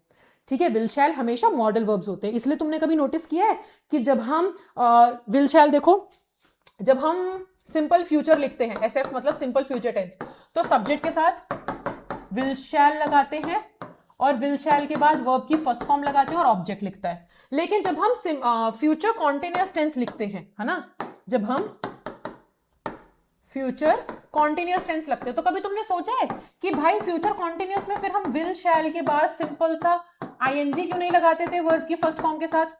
वो इसलिए नहीं हो पाता क्योंकि ये मॉडल वर्ब्स की कैटेगरी में आते हैं, और मॉडल वर्ब अपने बाद कभी भी क्या नहीं लेता बेटा, अपने बाद मॉडल वर्ब कभी भी नहीं यूज करता फर्स्ट फॉर्म के अलावा किसी और फॉर्म को। वर्ब की हमेशा फर्स्ट फॉर्म आती है, तो इसलिए विल शैल के बाद बी लगता है, फिर वर्ब की फर्स्ट फॉर्म के साथ आईएनजी लगती है। I will be going, I will be doing, तो विल शैल के बाद देखो उन्होंने वर्ब का बेस फॉर्म यूज कर लिया और फिर आईएनजी आ रहा है ना। वैसे ही अगर आपने कभी नोटिस किया हो तो फ्यूचर परफेक्ट टेंस में सब्जेक्ट के बाद हम कई बार सोचा हो अगर शायद तुमने, विल शैल के बाद डायरेक्ट हम वर्ब की थर्ड फॉर्म क्यों नहीं लगाते, है ना, क्योंकि विल शैल मॉडल वर्ब है तो हमेशा फर्स्ट फॉर्म ही आएगी, और फर्स्ट फॉर्म में हम क्या करते हैं, विल शैल के बाद हैव लगा देते हैं और फिर उसके बाद वर्ब की थर्ड फॉर्म लगाते हैं। तो ये सेटिस्फाई हो गया, मॉडल वर्ब को अपना फर्स्ट फॉर्म भी मिल गया और देखो थर्ड फॉर्म भी आ गया हैव के बाद। ठीक है, चलो तो ये तो एक कॉमन हो गया। अच्छा मैं आपको बताती हूँ, विल शैल यहाँ पे मॉडल वर्ब है, उसके बाद फर्स्ट फॉर्म आती है और ऑब्जेक्ट। तो अब यहाँ पर आपके लिए टेस्ट है, आप बताओ कौन सा सेंटेंस करेक्ट है। सिंपल फ्यूचर बताता है कि फ्यूचर में ये काम होगा। तो PM Narendra Modi delivers speech at the red fort tomorrow at 10 AM, या PM Narendra Modi will deliver speech at the red fort tomorrow at 10 AM। बताओ क्या कौन सा सेंटेंस करेक्ट है, दोनों सेंटेंस को देखो और बताओ जल्दी जल्दी से, ठीक है। हाँ तो बेटा अगर आपको लग रहा है कि मैम सिंपल है यार, ये वाला सेंटेंस तो बिल्कुल भी सही नहीं हो सकता, ये सेंटेंस करेक्ट है, ठीक है, ये सेंटेंस एकदम गलत है, तो तुम गलत हो। दोनों सेंटेंस ठीक है दोनों ही सेंटेंस एकदम करेक्ट है भाई। मेरे को पता तुम्हें क्यों गलत लग रहा है, तुम्हें लग रहा होगा कि मैम टुमारो 10 AM मतलब कल होगा ये काम, तो आपने इसको फर्स्ट फॉर्म में क्यों लिखा है, विल शैल आना चाहिए ना। अरे नहीं भाई, इसके पीछे एक फंडा है। फंडा क्या है कि हमारे पास ना फ्यूचर में दो तरीके के एक्शन होते हैं, एक होता है फिक्स्ड एक्शन, एक होता है नॉट फिक्स्ड एक्शन। यानी कि तुम लोग अगर आईपीएल देखते होगे, है ना चेरू, अगर आईपीएल देखते होगे तो आईपीएल में क्या होता है, कई बार तुमने सुना होगा कि IPL starts from 26th of April, तो वो ऐसा क्यों लिखते हैं स्टार्ट्स फ्रॉम, वो ऐसा क्यों नहीं लिखते कि आईपीएल विल स्टार्ट फ्रॉम। इसलिए क्योंकि फ्यूचर के एक्शंस दो तरीके से कैटेगराइज हो सकते हैं। एक एक्शन जो फिक्स्ड है, फिक्स्ड का मतलब हम ये नहीं कहते 100% होगा ही होगा, मतलब कि 99% फिक्स्ड है यार, 1% तो भाई देखो हम तो सब क्या है, we all are mere players and the world is ruled by God, I believe कि भाई भगवान की मर्जी है ना। अगर नहीं होनी होगी चीज तो नहीं होगी, हम 100% फ्यूचर को प्रिडिक्ट कर ही नहीं सकते, है ना। हम 99% प्रिडिक्ट कर सकते हैं कि ये चीज होगी ही होगी, बाकी 1% भगवान की मर्जी रही तो हो जाएगी। तो इसलिए 99% जब हम बोलते हैं कि कोई चीज फिक्स्ड है, दैट मींस 99% फिक्स्ड है। तो अगर कोई चीज फिक्स्ड है, निश्चित है, होनी ही होनी है, तो उसको आप सिंपल प्रेजेंट में भी लिख सकते हो, सिंपल फ्यूचर में भी लिख सकते हो, दोनों ठीक है। बट कोई चीज अगर फ्यूचर की कंफर्म नहीं है कि होगी ही होगी, हो भी सकती है नहीं भी हो सकती, तो उसको सिर्फ और सिर्फ सिंपल फ्यूचर में लिखा जाता है, वो कभी सिंपल प्रेजेंट में नहीं लिखी जाती। क्योंकि सिंपल प्रेजेंट में पता है हम फिक्स्ड एक्शन को क्यों लिख रहे हैं, फ्यूचर का फिक्स्ड एक्शन सिंपल प्रेजेंट में क्यों जा रहा है, क्योंकि बेटा फिर वो एक जनरल चीज बन चुका है, एक जनरल थिंग बन चुका है, राइट, एक अनाउंसमेंट बन चुका है वो, तो इसलिए उसको सिंपल प्रेजेंट में भी लिख देते हैं। अब देखो नरेंद्र मोदी जो है, या आईपीएल का स्टार्ट होना, यार ये फिक्स्ड है, 99% फिक्स्ड है। अगर वो बता रहे हैं, अगर उन्होंने पर्चे छाप दिए, अगर बड़े बड़े बोर्ड लग गए हैं हर रोड के किनारे पर, है ना, अगर न्यूज़पेपर में आ चुका है, टीवी पे आ चुका है, हर जगह आ चुका है कि आईपीएल शुरू होने वाला है, शुरू होने वाला है, यानी कि इट्स 99% फिक्स्ड कि 26 अप्रैल से आईपीएल शुरू होगा ही होगा। उसके पीछे कितनी तैयारियां हो चुकी हैं, टीम्स रेडी हो चुकी है ना, ओपनिंग सेरेमनी वगैरह सब परफॉर्म होने के लिए लोगों को डेट्स जा चुकी हैं, पैसा खर्च हो चुका है, तो यानी 99% फिक्स्ड है। अब 1% भाई भगवान ने कुछ और चाहा, गड़बड़ हो गई तो अलग चीज है, 99% फिक्स्ड है, तो इसलिए हम उसको ऐसा भी बोल देते कि आईपीएल स्टार्ट्स फ्रॉम, ठीक है, 26 अप्रैल। विल स्टार्ट भी लिख सकते हैं, स्टार्ट्स भी लिख सकते हैं, ठीक है। लेकिन अगर मैं बोलूं I will buy a car soon, मैं गाड़ी जल्दी खरीदूंगी, कब, क्या ये कंफर्म है, नहीं कंफर्म नहीं है, हम तो बोल रहे हैं बस। तो बेटा यहां पे ऐसे नहीं बोल सकती आई बाय अ कार सून, क्या आई बाय अ कार, गलत इंग्लिश है, it is not a fixed action of future, ये एक नॉट फिक्स्ड एक्शन है, सिर्फ सिंपल फ्यूचर में जाएगा, आई विल बाय अ कार। तो यहां पर अगर मैं देखूं तो यहां पर बेटा क्या है ना, पीएम नरेंद्र मोदी जो है वो स्पीच डिलीवर करेंगे कल 10 बजे रेड फोर्ट पर। तो बेटा इसका मतलब ये नहीं कि उनका मूड आया तो उन्होंने बोला चलो मैं चलता हूं यार डिलीवर कर देता हूं स्पीच, अगर मन नहीं करेगा तो कैंसिल कर देंगे। अगर उन्होंने ये चीज बोली है, अगर ये पब्लिक तक पहुंची है, दैट मीन्स ये होगी ही होगी, इसके पीछे अरेंजमेंट्स हो चुकी हैं, स्पीच तैयार होगी, रेड फोर्ट पे सारी अरेंजमेंट्स हो गई होंगी, पुलिस को बता दिया होगा, कॉन्वॉय तैयार हो चुका होगा, सब अरेंजमेंट्स हो चुके हैं, that means it's fixed, it will happen. तो कोई चीज अगर फिक्स्ड है तो आप उसको ऐसे भी लिख सकते हो, यानी कि उसको सिंपल फ्यूचर में भी लिखा जा सकता है ऐसे भी, और सिंपल प्रेजेंट में, तो ये दोनों सेंटेंसेस ठीक है, तो आपको ये चीज का ध्यान रखना पड़ेगा, ठीक है, ओके। चलो तो अगला हमारे पास आ जाता है, जैसे कि आईपीएल 2025 स्टार्ट्स फ्रॉम 25 अप्रैल, अब ये तो हो चुका है, तो हम कर देते हैं 2026, IPL 2026 starts from April 25 April 7 PM। तो ये सेंटेंस क्या है, ये सेंटेंस फिक्स्ड है भाई, अगर अभी से अनाउंसमेंट हो रही है दैट मींस ये फिक्स्ड है, होगा ही होगा, तो ये भी करेक्ट है ना, क्योंकि ये फ्यूचर की चीज है, बट ये होनी है, फिक्स्ड है, तो इसको आप सिंपल प्रेजेंट में फर्स्ट फॉर्म के साथ भी लिख सकते हो वर्ब का। लेकिन she buys a car this year, इस साल वो गाड़ी खरीदेगी, क्या फिक्स्ड है, क्या गारंटी है, हाँ, अगर उसने गाड़ी बुक कर दी है या बुक करने जाएगी, उसका भी कुछ अभी गारंटी नहीं है ना, I will book a car, ठीक है, तो इसमें भी क्या गारंटी है, इन चीजों की कोई गारंटी नहीं है, ठीक है। सो यहां पे शी बाइज नहीं होगा, शी विल बाय, इसको आप सिंपल प्रेजेंट में नहीं लिख सकते, ठीक है बेटा। चलो अब यहां पर देखो सिंपल प्रेजेंट का और कहां इस्तेमाल होता, सिंपल प्रेजेंट क्यों बोल रही हूं, सिंपल फ्यूचर का और कहां इस्तेमाल होता है। If a sentence has two parts, अगर एक सेंटेंस के दो पार्ट हैं, एक पार्ट कंडीशन बता रहा है और दूसरा पार्ट रिजल्ट बता रहा है, तो the part which talks about the condition, जिस पार्ट में कंडीशन या टाइम कुछ दिया गया है वो सिंपल प्रेजेंट में आता है, और जिस पार्ट में रिजल्ट है वो सिंपल फ्यूचर में आता है। जैसे कि देखो लोगों को लगता होगा if you will pass the exam I will give you a bike, जैसे मम्मी पापा बोलते हैं ना बेटा एग्जाम में पास हो जाएगा बाइक दिला दूंगा, तो हमें क्या लगता है कि यहाँ पे ना दोनों पार्ट जो है वो ऐसे लिखे जाएंगे if you will pass the exam I will gift you a bike. लेकिन नहीं, जिस सेंटेंस, देखो एक ही सेंटेंस है दो हिस्से हैं कॉमा लगा के, है ना, तो जिस पार्ट में कंडीशन है वो सिंपल प्रेजेंट में जाता है बेटा। If you pass the exam, will नहीं आएगा, if you pass the exam I will gift you a bike, जहां पे रिजल्ट है वो सिंपल फ्यूचर में आता है। ये एक यूसेज है, ये कंडीशनल सेंटेंस का यूसेज है, लेकिन आपको पता होना चाहिए क्योंकि आपके एग्जाम में भी आ सकता है। ठीक है, बाकी अगर हम देखें future continuous, future perfect and future perfect continuous, उसमें बेटा ऐसा कुछ नहीं है, एग्जाम्स में क्वेश्चंस नहीं आते हैं। यहां से सबसे ज्यादा ट्रिकी पार्ट जो है वो आपका वही है, simple past tense, present perfect, past perfect, यहां से अधिकतर क्वेश्चंस आते हैं, पास्ट कॉन्टिन्यूअस, सिंपल प्रेजेंट, यहां से क्वेश्चंस आते हैं। फ्यूचर में जो आना था वो मैंने आपको समझा दिया, ये तीन जो टेंसेस हैं नहीं आते, मतलब तुम्हारे एग्जाम के पॉइंट ऑफ व्यू से it is not that useful नहीं है, तो फिर क्यों तुम्हें अपना टाइम वेस्ट करना, एग्जाम्स पास आ रहे हैं, so it is not that useful, right. So future continuous का बस इतना समझ लो कि इसका स्ट्रक्चर क्या है, विल शैल के साथ बी और आईएनजी जो मैंने अभी समझाया है ना, और फ्यूचर परफेक्ट के साथ विल शैल के बाद हैव और वर्ब की third form, and future perfect continuous में विल शैल हैव लगा के फिर बीन लगा के आईएनजी और उसके बाद ऑब्जेक्ट। तो ये है आपके टेंसेस। आई होप आपको लेक्चर अच्छा लगा होगा। द लेक्चर एंड्स है, बट परेशान ना हो, इस लेक्चर में बहुत सारे क्वेश्चंस हैं तुम्हारे सॉल्व करने के लिए। क्वेश्चंस यहाँ पर दिए गए हैं तो आप इसका आंसर करेंगे, ठीक है। हमारे पास काफी सारे क्वेश्चंस अगर तुम यहाँ पर देख पा रहे हो, तो इन सभी क्वेश्चंस का आंसर आपको करना है, जो कि आपको पीडीएफ मिल जाएगी, right. So please answer these questions, है ना, प्रैक्टिस के लिए। बाकी I will see you in the next session. Video अच्छा लगा होगा तो जरूर से बताइएगा, ठीक है। और चलो, तो चेरी भी बाय बाय बोल देगा, चेरी बाय बोल दो, बाय बाय, अब हम आपसे अगली क्लास में मिलेंगे।